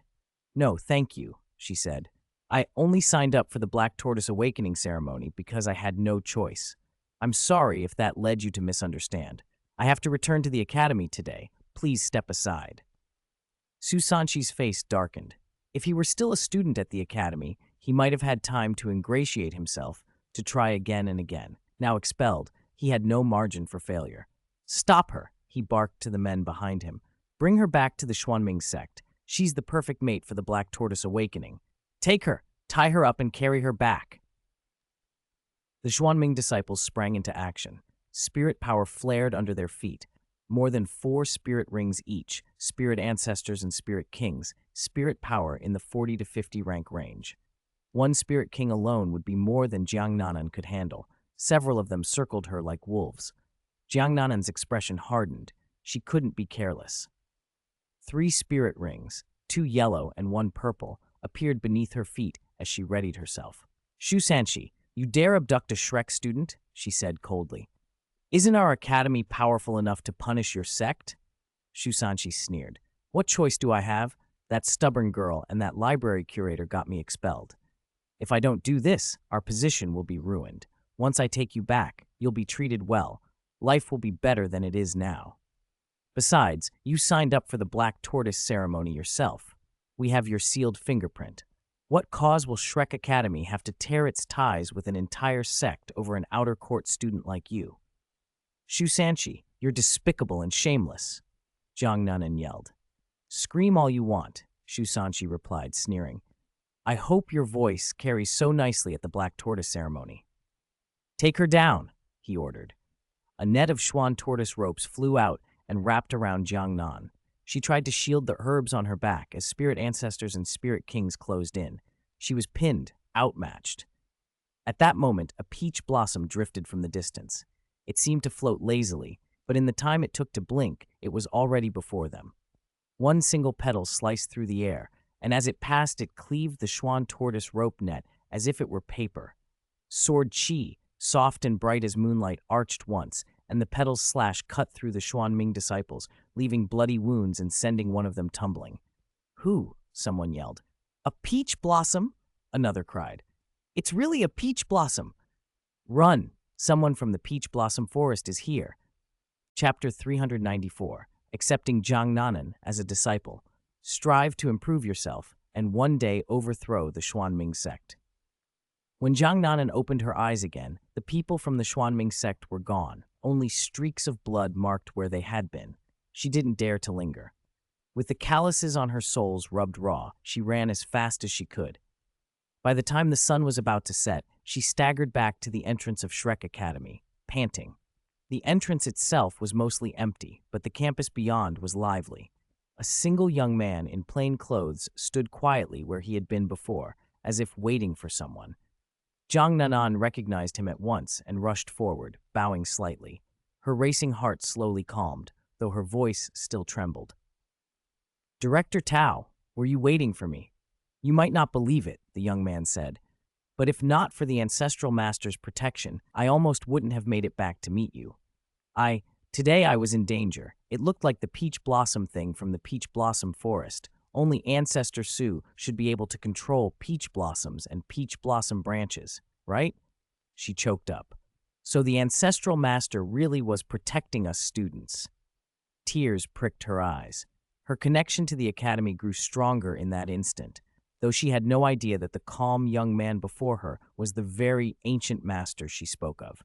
Suran only said softly, "The ancestral master can only protect you for so long. If you want lasting peace, you need strength of your own. Work on improving yourself.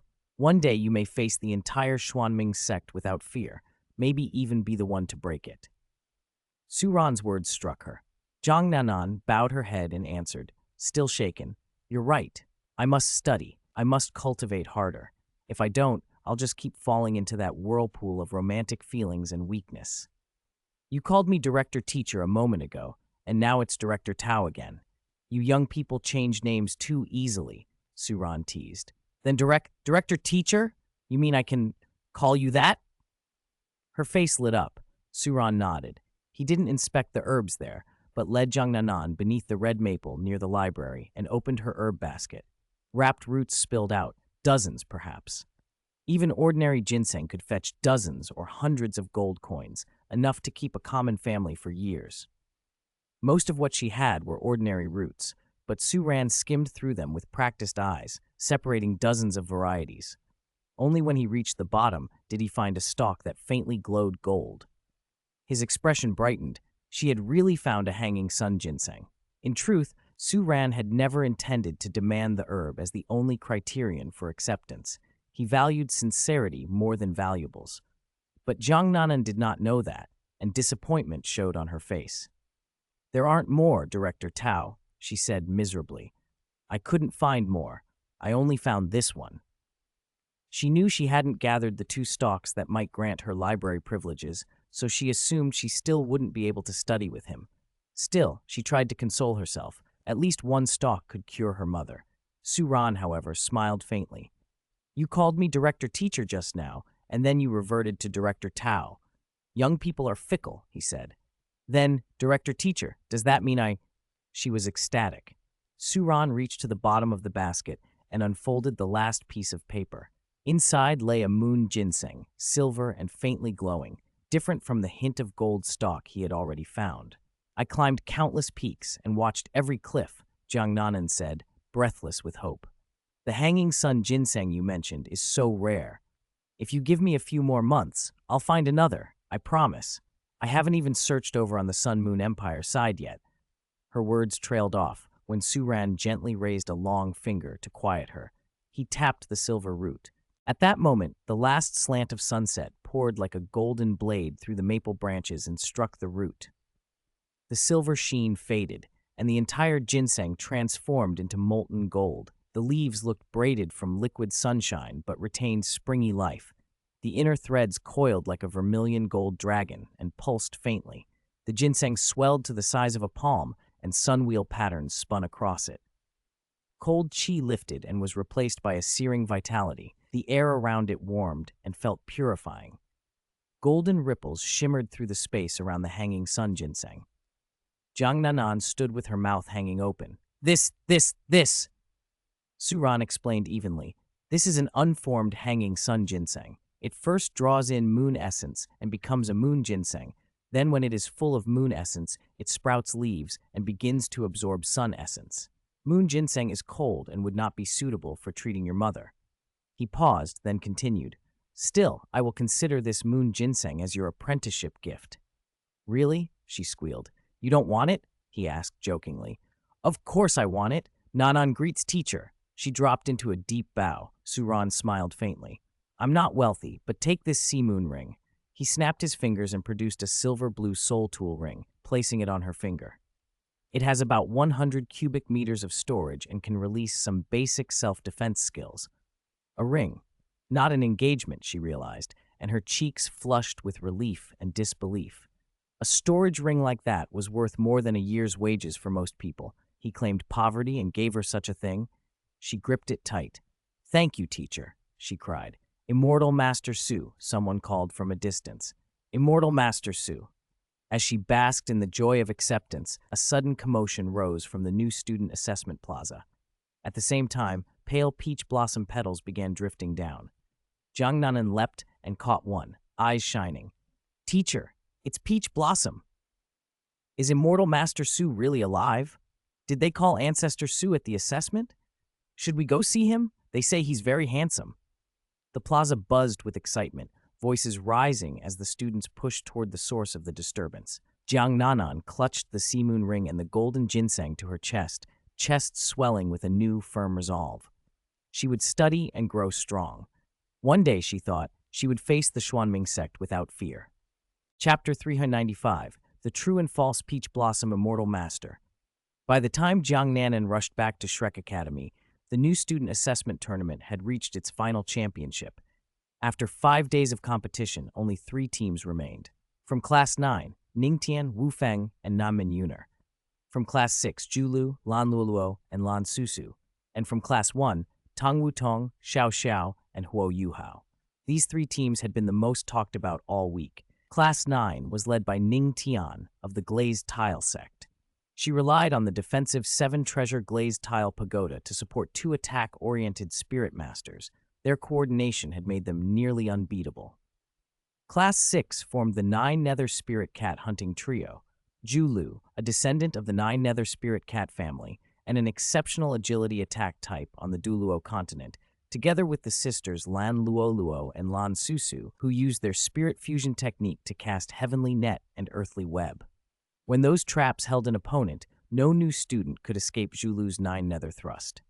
Class 1 with Tang Wutong was the dark horse, a balanced squad with flight, defense, support, and even mental attack. Yet one of their spirit masters hadn't even reached spirit power level 20. That weak member turned out to be crucial. After studying in the library, Huo Yuhao's physique and mental force had improved dramatically. His mental detection range covered almost the entire assessment area, over 200 meters. That let Xiao Xiao and Tang Wutong share his mental support and maintain a full view of the battlefield. Even more dangerous, Huo Yuhao had cultivated a Sharingan. When enemy attackers fixed their gaze on him, a direct eye contact could induce confusion and dizziness, at worst, crippling headaches that sent opponents clutching their heads and collapsing. With that, Class 1 had constructed an almost perfect closed loop. Each team had strengths and weaknesses, and each only partially inherited the ancient Peach Garden techniques. In the end, the 9 nether hunting team narrowly lost to Ning Tian's Golden Bell team. The Golden Bell's defensive cover perfectly countered agility-based strikes, creating openings for counterattacks. But Ning Tian's team lacked mental force and had grown arrogant. In a careless moment, she locked eyes with Huo Yuhao. His Sharingan caused the support amplification of the 7-treasure glazed tile pagoda to misidentify Tang Wutong and Xiao Xiao as Ning Tian's teammates. Tang Wutong and Xiao Xiao received multiple amplifications to their mental and speed powers, turning the fight into 2 versus 4 for Nanmen Yuner and Wu Feng. By the time Ning Tian recovered, the match was lost. Class 1 took the championship. Class 9 settled for second. After the victory and a short break, Tang Wutong pulled Xiao Xiao aside to ask about the awards ceremony. As the daughter of the great high priest, prizes like mystic water pills or 7 and 8 spirit bones were nothing she couldn't obtain with a word. Still, It was the ceremony that interested her. As the sun set, the award stage was set. Yan Xiaozhe stepped forward to speak. Congratulations to Tang Wutong, Xiao Xiao, and Huo Yuhao of Class 1 for winning this year's new student assessment tournament. We also congratulate everyone who completed the assessment. Academy teachers are now compiling comprehensive scores based on your tournament performance, spirit power, and spirit rings. Results will be announced tomorrow. Now, we will present awards to the champion and runner-up teams. Before the tournament began, there was word that Immortal Master Su would personally present the champions' awards. We will now invite Immortal Master Su. A roar erupted before he finished. The students chanted the name Immortal Master Su, and Yan Xiaozhe used a touch of spirit power to calm them. It wasn't just the new students. Older students from the outer court leaned from the heights of teaching buildings and dormitories, some hovering or leaping on a breath of spirit power to try to glimpse the legendary Immortal Master. Even several inner court disciples and members of the Sea God Pavilion had gathered at the edge of the assessment zone, some scanning constantly with powerful divine sense, like long-range radars sweeping the area. Yan Xiaozhe himself had been curious. The news of Immortal Master Su's appearance had come via a token that drifted out of the peach blossom forest. A bell, the peach blossom bell. Yan Xiaozhe produced an antique peach bell and gave it a gentle shake. A clear, delicate tone rang out, soft but carrying far. The crowd hushed. By the sound of the bell, the new student assessment ceremony is now complete. Shrek Academy respectfully welcomes the descent of Peach Garden Ancestral Court's Immortal Master Su. Please, Immortal Master Su, bestow your blessing. Please, Immortal Master Su, present the awards. Even Yan Xiaozhe bowed respectfully toward the depths of the academy. For a long moment, only the sound of the bell and the rustle of wind answered him. Doubt began to ripple through the crowd. Will Immortal Master Su really come? He's been absent for over 10,000 years, possibly ascended or gone. Show respect. Don't blaspheme Ancestor Su. Then in a swell, beautiful peach blossom petals surged forward as if an entire peach blossom forest had erupted within Shrek Academy. From the heart of that flower storm, a figure emerged, walking slowly. He wore a light pink robe of gauzy material that fluttered with each step. The sleeves and petals mingled until it was impossible to tell fabric from blossom. Dark hair fell like a curtain, loosely gathered with a simple white jade pin. A stray lock brushed his forehead, dusted with a pale petal. His face was impossibly beautiful, too pretty to be ordinary. His skin was translucent as cream, brows like painted ink, eyes as soft as peach blossoms with a slight upward tilt that lent a languid detachment. His nose was straight, his lips the soft pink of morning petals, like someone who had just tasted peach nectar. Most disarming was his gaze, a smile hidden behind a veil of mist, emotions unreadable. The dancing blossoms clung to him, weaving a pink halo that made the scene look like a moving painting. A faint voice carried over the crowd. Congratulations, your performance has been entirely within my grasp. This Immortal Master is very satisfied, but I also hope you continue to strive for improvement. Every eye was fixed on him. The sea of blossoms, the gentle voice, he might have been born of the peach trees themselves. Then, somewhere outside the throng, the real peach blossom Immortal Master Su Ran, who had been dragged to the ceremony by Zhang Nanan, stood off to the side, utterly bored. Chapter 396, Immortal Master Su Accepts Disciples, Shocking Shrek. Immortal Master Su, Immortal Master Su. Wow, that's Immortal Master Su. So handsome. Teacher, look quickly. It's that peach blossom immortal. I remember, just one petal of his, and he wiped out the Xuanming sect. Even Zhang Nanan, the outer court beauty who normally carried a cool reserve, couldn't help but gasp with excitement, pointing at the peach blossom Immortal Master as he emerged from the peach blossom forest beside Su Ran. Her whole body warmed under his gaze. If Zhang Nanan reacted like this, no one around her was any different. From the Sea God's Pavilion members like Kai Mayer and Elder Song on the highest buildings down to inner court core disciples, Ma Xiaotao and Ling Luochen, everyone trembled and murmured as if a fire had been lit inside them. Ling Luochen's icy aloofness melted. Ma Xiaotao's carefully repressed jealousy flared as if someone had poured gasoline on coals. The Shrek freshmen in the assessment area Seeing that peerless beauty up close were even more ecstatic. The sensation hit them like a bolt of pure adrenaline, breathless, dizzy, like tasting the strongest spice and having it rocket to the top of your head. Zhou Yi and Mu Jin gaped. Heaven, there really is such a beautiful man in the world? The descriptions in the books were too modest. Huo Yuhao nearly lost his voice. Ancestral master. That's our library's ancestral master. Immortal Master Su. Ancestor Su. What a handsome man. Sky Dream Iceworm squealed bewilderedly. Oh my goodness. Such a beautiful human. He's male. Why is my silkworm heart thumping so wildly? Hey, why is my tail beginning to develop like a female's? I'm a proper male iceworm. What's going on? The little iceworm stared, eyes wide, at the first signs of crystalline change along its tail, stunned and disbelieving. Extreme north iceworms, which live in the far north, store thick layers of fat and look especially adorable. Their breeding season is only a few days a year, and because they're slow-moving, finding a mate can be nearly impossible. Over hundreds of millions of years, they've evolved a recessive ability to change sex. When two males meet during the brief mating window, they duel, and the loser, or the one who yields, will metamorphose into a female over several days to ensure the species' survival. Ning Tian and Zhu Lu sounded off together. Ancestor Su? Is Ancestor Su really here to present awards? I hate this. Damn Huo Yuhao. The champion should have been us. We should have had the chance to meet old Ancestor Su up close. Xiao Xiao tugged at Tong Wutong's sleeve and shook her. Sister Tong, look, he's so handsome. Immortal Master Su is gorgeous. No wonder the Academy didn't carve his face into a statue. He's too beautiful. Beautiful. I'm loving this. Tong Wutong's eyes sparkled like dancing butterflies. Is this the Immortal Master Su Father always talks about? He truly is breathtaking. No wonder Father praises him so highly. Divinities and powerhouses in the God realm admire him for a reason. It's decided. I, Tang Wutong, am destined to belong to him. I will follow only Immortal Master Su and grow under him in this life. Students, greet Immortal Master Su. Yan Xiaozhe and Xian Liner were the first to collect themselves. After a stunned 10 seconds, they bowed deeply to the newcomer. Instantly, all the students at Shrek followed suit, kneeling to pay respects to the ancestral master.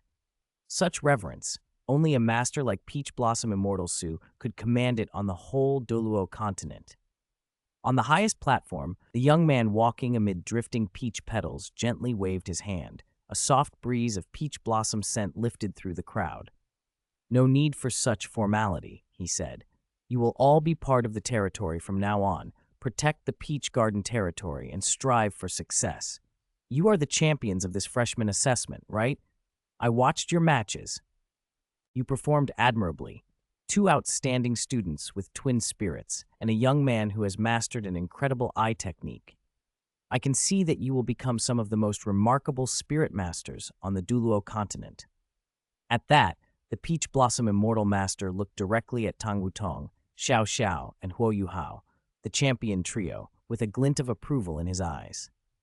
Xiao Xiao stamped her feet and, unable to contain herself, grabbed a random book and squealed, I'll work hard. Immortal Master Su, you're my idol. Can I have an autograph? Even she couldn't hold back. The Immortal Master smiled faintly. Of course. Me too, Tang Wutong cried. The Immortal Master glanced at her. Where's your textbook? Tang Wutong looked around, saw no textbook, then, with a bright idea, reached into her collar and plucked out a little strip of white fabric, the strap of her undergarment. Immortal Master Su, please sign this, please. Xiao Xiao's eyes widened. You can sign that?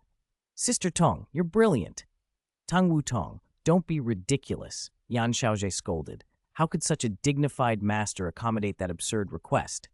To everyone's surprise, the Immortal Master only smiled. It's fine. Teachers should be lenient with their students. It's just an autograph. He picked up a peach blossom brush and wrote 2 large characters, Suran, across Tang Wutong's shoulder strap. Then he handed them their prizes, some soul coins and a soul tool storage device. Valuable, yes, but nothing compared to the favor he had just shown. He also straightened their clothes with a thoughtful hand. Girls, when you're out, maintain your appearance, dress properly, and keep your composure. You 3 don't have a teacher yet, do you? He asked. This Immortal Master has been alone in the Peach Blossom Forest for 10,000 years. I haven't accepted disciples or taught for a long time.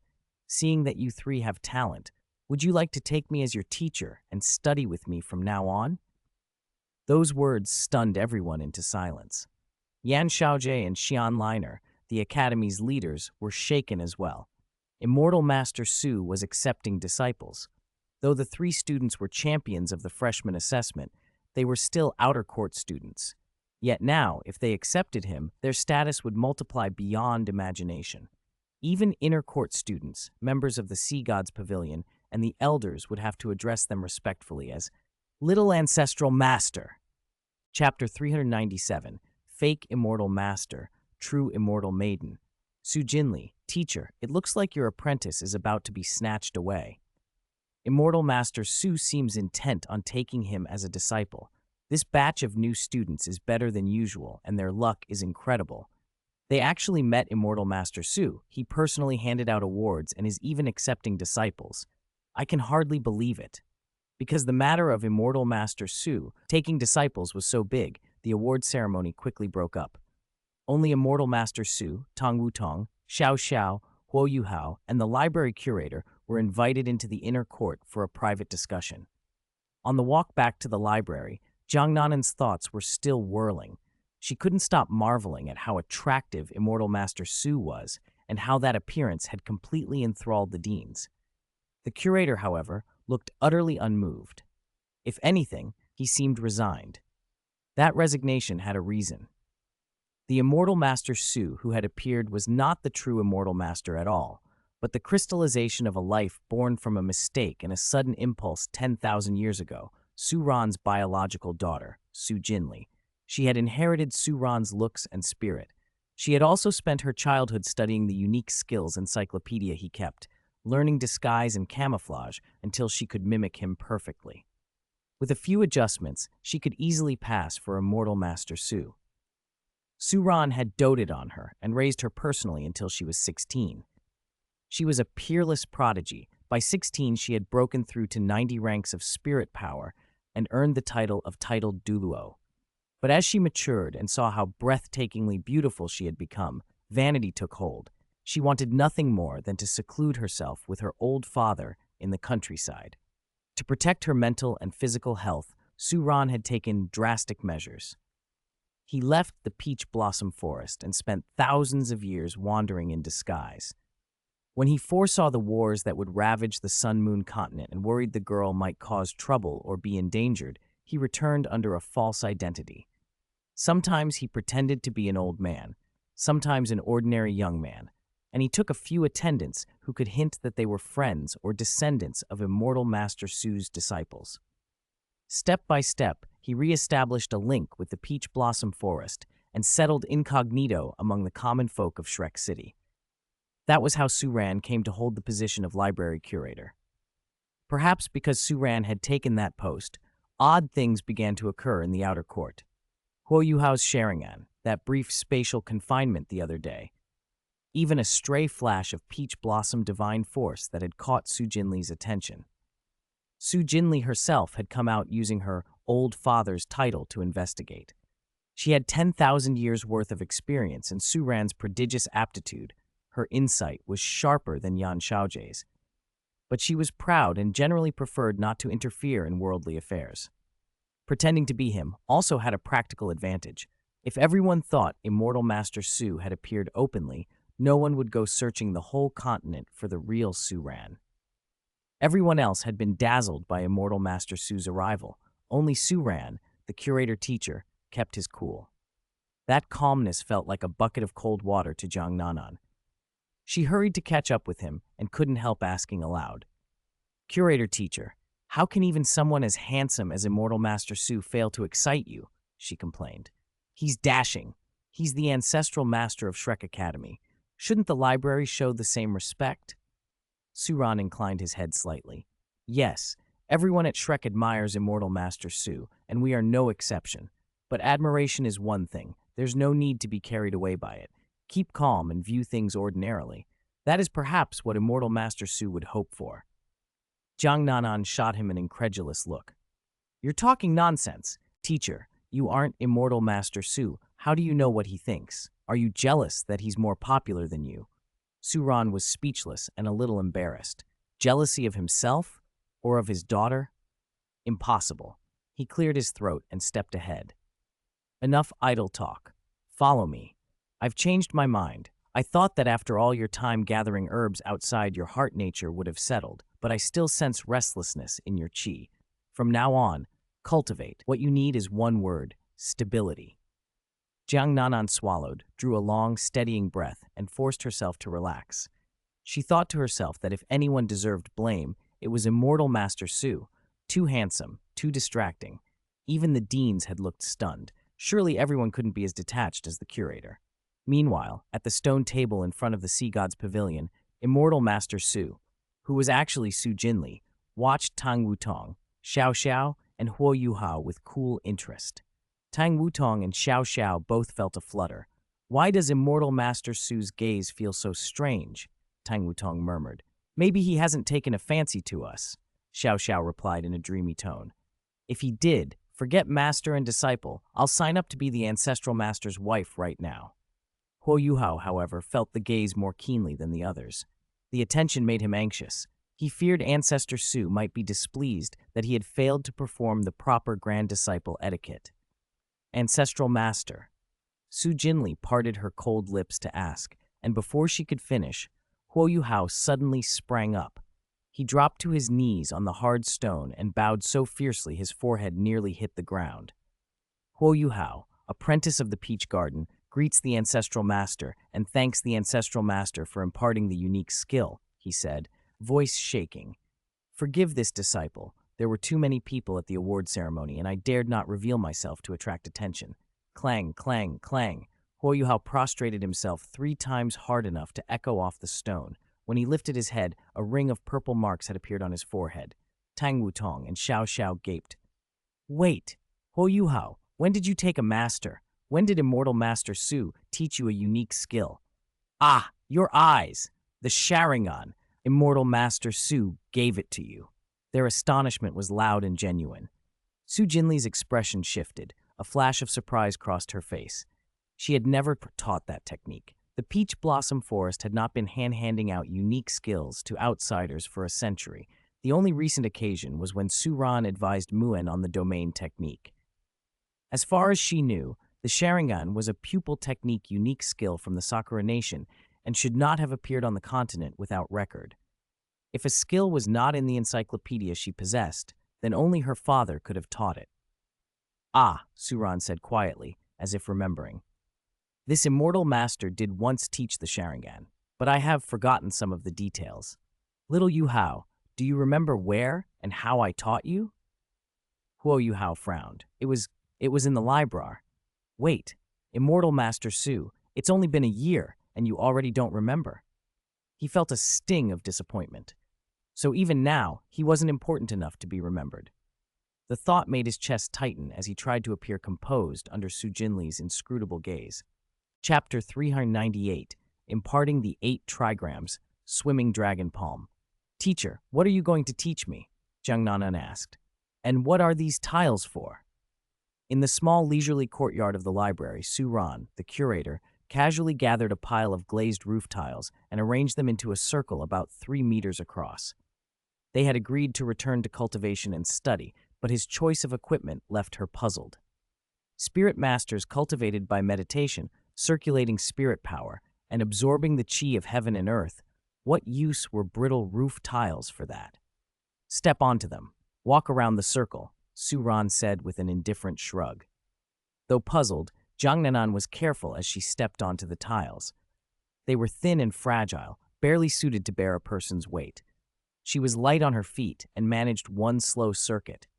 Su Ran flicked a red maple leaf off a nearby tree and held it between finger and thumb. Faster, he ordered. I want you to finish 3 circuits before that leaf hits the ground. The leaf drifted down slowly. Only a few seconds separated the start and finish. Jiang Nanan quickened her steps, but the time limit exposed problems. Her feet slipped, or she landed too heavily and cracked a tile, or she simply ran out of seconds. After more than a dozen failed attempts, she couldn't hold back. Teacher, what's the point of this? It doesn't seem to help spirit cultivation. Do you really think it's useless? Su Ran asked. Your spirit is the soft-boned rabbit, a close combat spirit. If your physical coordination and footwork are poor, how can you make full use of that spirit's strengths? Even your clan's ancestral master Xiao Wu trained in close combat boxing. Hearing the name Xiao Wu, an eminent figure, made Zhang Nanan think of the legends surrounding her training. But ancestral master Xiao Wu was personally taught by immortal master Su and learned the top-tier Tai Chi fist. How could stepping on tiles compare? Suran sank back into his chair, poured a cup of dark, fragrant tea, and took a sip. Do you imagine ancestral master Xiao Wu's training was all refinement and ease?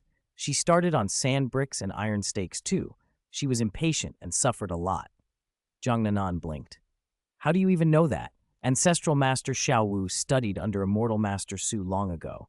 Few know the details of her training, certainly not in Taoyuan Academy's records. You're looking at me as if I worship her, Suran said lightly. Your teacher is not that besotted. He smiled faintly. But perhaps you've heard a tale. The library hides many of Taoyuan Academy's peerless techniques from the past, waiting for those fated to unlock them. As curator, I happen to be familiar with some of those hidden ultimate arts. That gives me a better understanding of Taoyuan's history than most. Zhang Nanan's thoughts wandered, of immortal Master Su's beauty, of ancestral Master Xiao Wu, and she imagined sleepless nights. Suran's expression only grew more amused. He intended to tire her out so thoroughly tonight that she wouldn't have the energy for fantasies. The technique is the swimming dragon 8 trigrams palm, he announced. It shares principles with the Tai Chi fist, but is geared more toward offense and movement. If you can complete 3 circuits on these tiles before the leaf lands, your lower body foundation is stable enough. Then you'll move to the next stage. Suran rose in a blur. 5 green bricks appeared attached to his hands, and with effortless grace, he walked several circuits on the tile ring. Then he demonstrated the next stage. The second stage, tofu on standing tiles. A gust of wind rose beneath his feet, and the tiles that had been lying flat snapped upright, each one balancing on its thin edge so that less than a centimeter of surface met his sole. Walking became far harder. The slightest wobble would topple a tile. The green bricks in his hands softened and took the form of tender blocks of tofu scooped from a vat. Yet Suran moved across the standing tiles like a swimming dragon. The tiles did not shift, and the tofu remained perfectly whole. For this step, you must keep the tiles from falling and the tofu from collapsing. That is success. Then he moved into the third stage. With a flick of his finger, a great force yanked wooden stakes from the woodshed and drove them into the ground in a long line. The tiles snapped upright and settled neatly between the stakes. Suran stepped lightly as a swallow, flowing like a dragon through the formation. With each movement, he executed a palm technique. Only when you can do this is your lower body foundation ready to learn the true palm technique, he said. Use the 8 trigrams as your framework and the dragon's body as your axis. Combine Qian, Kun, Kan, Li, Zhen, Zhen, and Dui with the 6 dragon states, diving, appearing, alerting, leaping, flying, and overreaching, to form a wondrous art, using softness to overcome hardness, circularity to break squareness, motion to control stillness. Nanan, remember this mind cultivation formula, he recited, matching each phrase with a movement of the palm. Qian is heaven. The dragon raises its head. The palm moves with masculine force to shatter the void. Kun is earth. The dragon swings its tail, force sinking into the dantian to protect the center. Kan is water. The dragon dives into the abyss, soft force coiling to deflect the enemy. Li is fire. The dragon spreads its wings, the palm wind burning the firmament. Zhen is thunder. The dragon roars, rigid force splits stone and shocks the heavens. Shun is wind. The dragon turns its head, light steps riding the wind. Zhen is mountain. The dragon coils at the base, stance steady as a mountain, immovable. Dui is marsh. The dragon plays in water. Skillful force guides and leads the enemy astray. Wherever his palm passed, some wooden stakes were cleaved clean in half. Some shattered explosively like popcorn. Others bore only a missing corner yet remained standing. The tofu perched on top of certain stakes stayed perfectly intact. This is the minor achievement of the swimming dragon 8 trigrams palm, splitting wooden stakes with the palm, tiles remaining steadfast, tofu left whole, Suran said. To reach major achievement, you replace those wooden stakes with iron stakes or with profound stakes. Teacher, so amazing, Zhang Nanan breathed. Chapter 399, Immortal Master Su meets the library curator. Under the moonlight, the curator stopped mid-motion and stood perfectly still, his breathing calm as if the flowing palm technique he'd just shown had been nothing more than a casual stretch. He looked at the girl beneath the ancient maple, noticed the starlight swirling in her eyes, smiled faintly, and asked quietly, "Nanan, how much did you understand?" Zhang Nanan blinked as if waking from a dream, then bowed deeply, cheeks flushed with embarrassment. "Teacher, I was blind. I didn't understand anything at all. I need to start practicing from the very beginning." She curled a slender finger. She'd always thought herself clever, but after watching the teacher demonstrate the 3 fundamental moves of the Wandering Dragon 8 Trigram's palm, she felt only foolish. The teacher, unfazed, eased back into his chair. "It doesn't matter. Cultivation isn't something to rush. Steady persistence wins out. I'll set a goal for you, quite lenient actually. Reach early stage of the 3rd phase within half a year. How does that sound?" Zhang Nanan stared at his composed face. Lenient? The word hardly matched what she felt. Still, she could only clench her fists and force herself to smile. At least now she knew he wasn't ordinary. She couldn't precisely gauge the level he'd just displayed, but instinct told her he was powerful. When he taught, an aura he usually didn't show washed over him, something that felt otherworldly, as if he stood above the mortal plane. His chi and spirit melded into a sacred, authoritative presence that made her feel small in the best possible way. It even dimmed in her mind the overwhelming aura of Immortal Master Su's famed beauty. "You've been watching from outside for a long time. Why haven't you come in? What are you waiting for?" As Jiang Nanan resumed walking over the tiles to strengthen her legs, Su Ran's voice drifted faintly from outside the courtyard. Sure enough, a few heads peered out from behind the red maple beyond the fence. Tanya swept in with a bright smile, half-squatted beside Su Ran, grabbed his wrist, and gushed. "Congratulations, teacher! Congratulations! I never expected the curator to secretly take Jiang Nanan, the outer court's top beauty, as his disciple. You're blessed. But curator teacher, how do you know so many ultimate skills? You're fit to be our Su, worthy of being the library's curator. Say, curator teacher, even though I've been practicing the longevity chant, my close combat still feels weak. Could you teach me a fist technique?" Tanya widened her eyes. She had meant to say the curator was worthy of being Immortal Master Su's guardian, but noticing others around, she softened her words. The eagerness on her face, however, betrayed her real wish. When no one else was there, she wanted to ask if, as guardian of Ancestor Su, he could introduce her to Immortal Master Su in person. Su Ran glanced at her, then casually drew a yellowed book from a drawer under the nearby table and handed it to her. "Take it." Tanya took it as though she'd been given a treasure. The title read 5 Birds' Fist.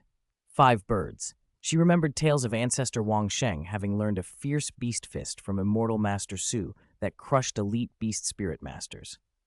Ancestor Wang Sheng had 1 bird. She now held 5. Jackpot.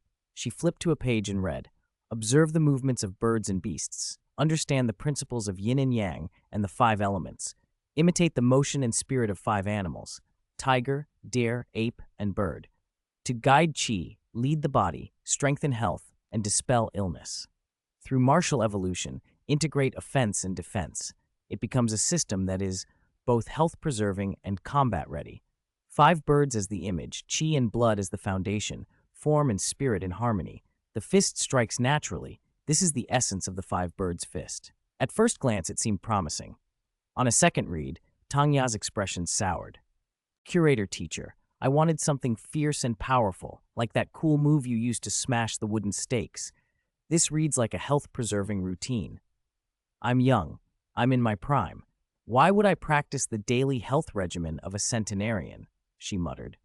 "I don't want to be doing breathing exercises when I'm supposed to be fighting." "What's so wrong with health preservation?" Su Ran replied with a faint smile and teasing tone. "Do you not know that the living are merely travelers and the dead return home? Heaven and earth are like a temporary inn. Longevity and health are the pursuits of countless in their twilight years. If you can learn at a young age what others only value after 100 years, haven't you saved yourself 100 years of effort? Tanya grumbled that his words made sense, but still left her uneasy. Suran added, more earnestly, practice with confidence. This five birds fist, combined with your longevity chant, will be devastating once mastered. It'll accelerate your spirit's evolution. You won't fall behind other spirit masters. Comforted by his assurance, Tanya relaxed and flashed a mischievous smile. Thanks, curator teacher. I knew you were the best, she said, blowing him a kiss. At that moment, Huo Yuhao and the others came into the courtyard. Huo bowed respectfully. Greetings, curator teacher. Speak up. What is it? Seeing him hesitate, Suran knew he wanted to say something. Huo scratched his head, then blurted out as he bowed deeply. Curator teacher, I apologize. I think I may have broken the oath I swore when I paid my respects to the Taoyuan ancestral master statue. I told Ancestor Su that I had paid my respects to his portrait. Does that count as violating the Peach Garden oath? He was genuinely confused. As a Peach Garden apprentice, it felt natural to bare his heart before the ancestral image, but he couldn't tell the real from the fake Ancestor Su. The people in the Sea God's Pavilion couldn't either, let alone Huo Yuhao, a spirit master only in his teens of ranks. Suran rubbed his forehead and waved a hand. If it was Immortal Master Su in there, what can you do? It's fine. It's fine. The Peach Garden already knows the library enshrines the ancestral master's image, he added, dismissive. Really? It's fine then. Huo brightened immediately and hurried on. Curator teacher, Ancestor Su said your teaching ability is excellent and wants to meet you. He asked you to come to the Sea God's Pavilion tomorrow to see him. Immortal Master Su wants to speak with you in person. Curator teacher, this is Master Su's recognition. The most outstanding and powerful teacher in Douluo Continent's history wants to meet you. Aren't you thrilled? Huo delivered the news with barely contained excitement. Suran's expression froze. Do I look happy to you? Chapter 400, Courting for Dad. Shrek Academy sat in the middle of Sea God Lake on Sea God Island. The lake was said to have once been the pond of ancestral Master Suran, renamed in memory of a Taoyuan Academy ancestor, Sea God Shui Yuer. Many buildings dotted the island, but the tallest and grandest was one alone at its heart, Sea God Pavilion. The pavilion rose 6 stories, each over 10 meters high, with levels like the Spirit Floor, Soul Tool Floor, Hidden Weapons Floor, and the Academy Guardian Floor.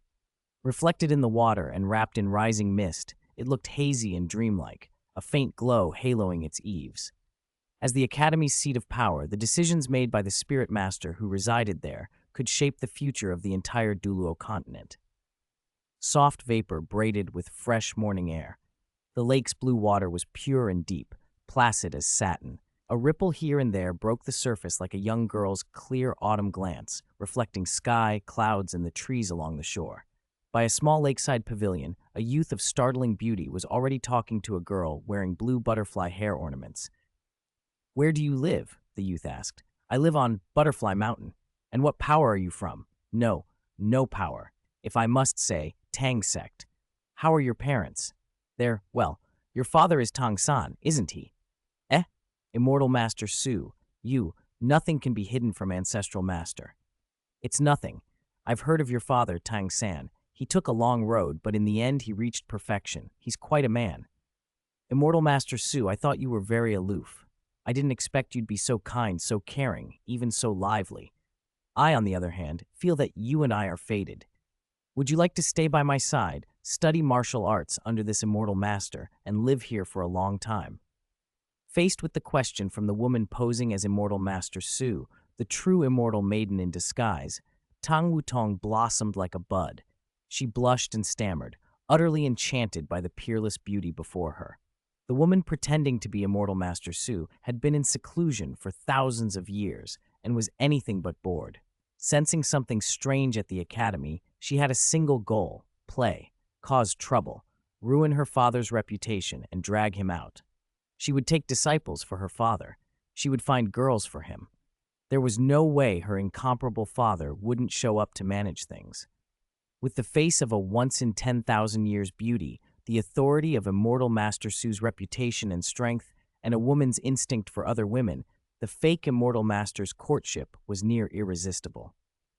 Tang Wutong's small face flushed. She trembled not in awe, but because she felt herself losing control. I would be honored. It would be Tang Wutong's privilege to follow immortal Master Su, she managed. Inside, the pretender who was secretly rehearsing for her father's benefit grinned inwardly. Dad, this is too easy. Becoming a disciple of the Peach Garden? Child's play. Immortal Master Su is already willing to take me as a student. How did you ever manage to become a disciple back then? You failed a bunch of times. With all due respect, Dad, you're hopeless. Watch your daughter perform. Maybe I'll return with grandchildren for you. Just watch the strength I'll show from the God realm. Oh my, Immortal Master, I'm so tired from the competition. My head is spinning. Tang Wutong said, rubbing her forehead and pretending to be dizzy, about to lean on the Immortal Master's arm. The fake Immortal Master's inner playbook had rules for such occasions. A child who acts spoiled gets candy. If you're sure someone is the love of your life and there's a chance to marry, don't miss it. Tang sect disciples must never miss an opportunity. If you love, pursue with thunder. Whether that was the mysterious heaven treasure record or just her own doctrine didn't matter. She was on a mission. A sudden buzzing cut through the lakeside calm. Flames erupted, clearing the morning mist. A crimson phoenix soared up, a woman wreathed in fire shrieking as she came. Ma Xiaotao. Teacher, I can't hold my evil fire any longer. I'm going to explode. I'm going to burst. Ma Xiaotao's red hair and blazing aura made her look like a living conflagration. Her light pink eyes carried a dangerous, captivating hunger. Even when she tried to be cold, her look promised destruction, like someone who needed to find a man and drain him dry for relief. Now, flapping fiery wings, she headed straight for the fake Immortal Master's pavilion. Xiaotao, control yourself. You can't. That's Immortal Master Su. Yan Xiaojie had been tracking Ma Xiaotao and moved to intercept her. A pair of withered hands grabbed him back. He glanced over, and despite his urgency, his expression softened. Teacher, why are you stopping me? Xiaotao's been enchanted by Immortal Master Su's beauty. Her evil fire has been triggered worse than ever. If I don't stop her, she'll force herself on Immortal Master Su like a dominant phoenix. Muen, calm as ever, said in a low voice, What good will stopping her do? If you try to force her down, you'll only make it worse. She can't suppress this by force. She'll self-destruct. Yan Xiaojie hesitated. Are we just going to watch Xiaotao disrespect Immortal Master Su? Let Xiaotao. Muen met his anxious gaze and said simply, Do you think Xiaotao, with all her strength, can actually harm Immortal Master Su? If you imagine that the founder of the Peach Garden Ancestral Academy couldn't handle a spirit master in his 60s, you're underestimating Immortal Master Su. Yan Xiaojie blinked and suddenly understood. You're right. If Immortal Master Su is as strong as they say, Xiaotao can't hurt him. He may even be able to help her with her evil fire. What Yan Xiaojie didn't realize was that Muen, sharp old man that he was, had another motive. Immortal Master Su of the Peach Blossom Forest hadn't appeared for thousands of years. Why would he suddenly show up and take such an interest in these new students? Muen wanted to see the girls cause trouble, to watch how the supposed Immortal Master would react. Below, Ma Xiaotao's phoenix wings beat so hard the air filled with black and red feathers that fell like a storm. Where they struck the water, they didn't go out. They ignited, leaving a ribbon of flame across the lake. The water hissed and boiled, steaming in a pungent burnt scent. Ma Xiaotao's crimson form leapt out of the spray. Immortal Master Su, I'm coming. Please enjoy yourself fully with Xiaotao.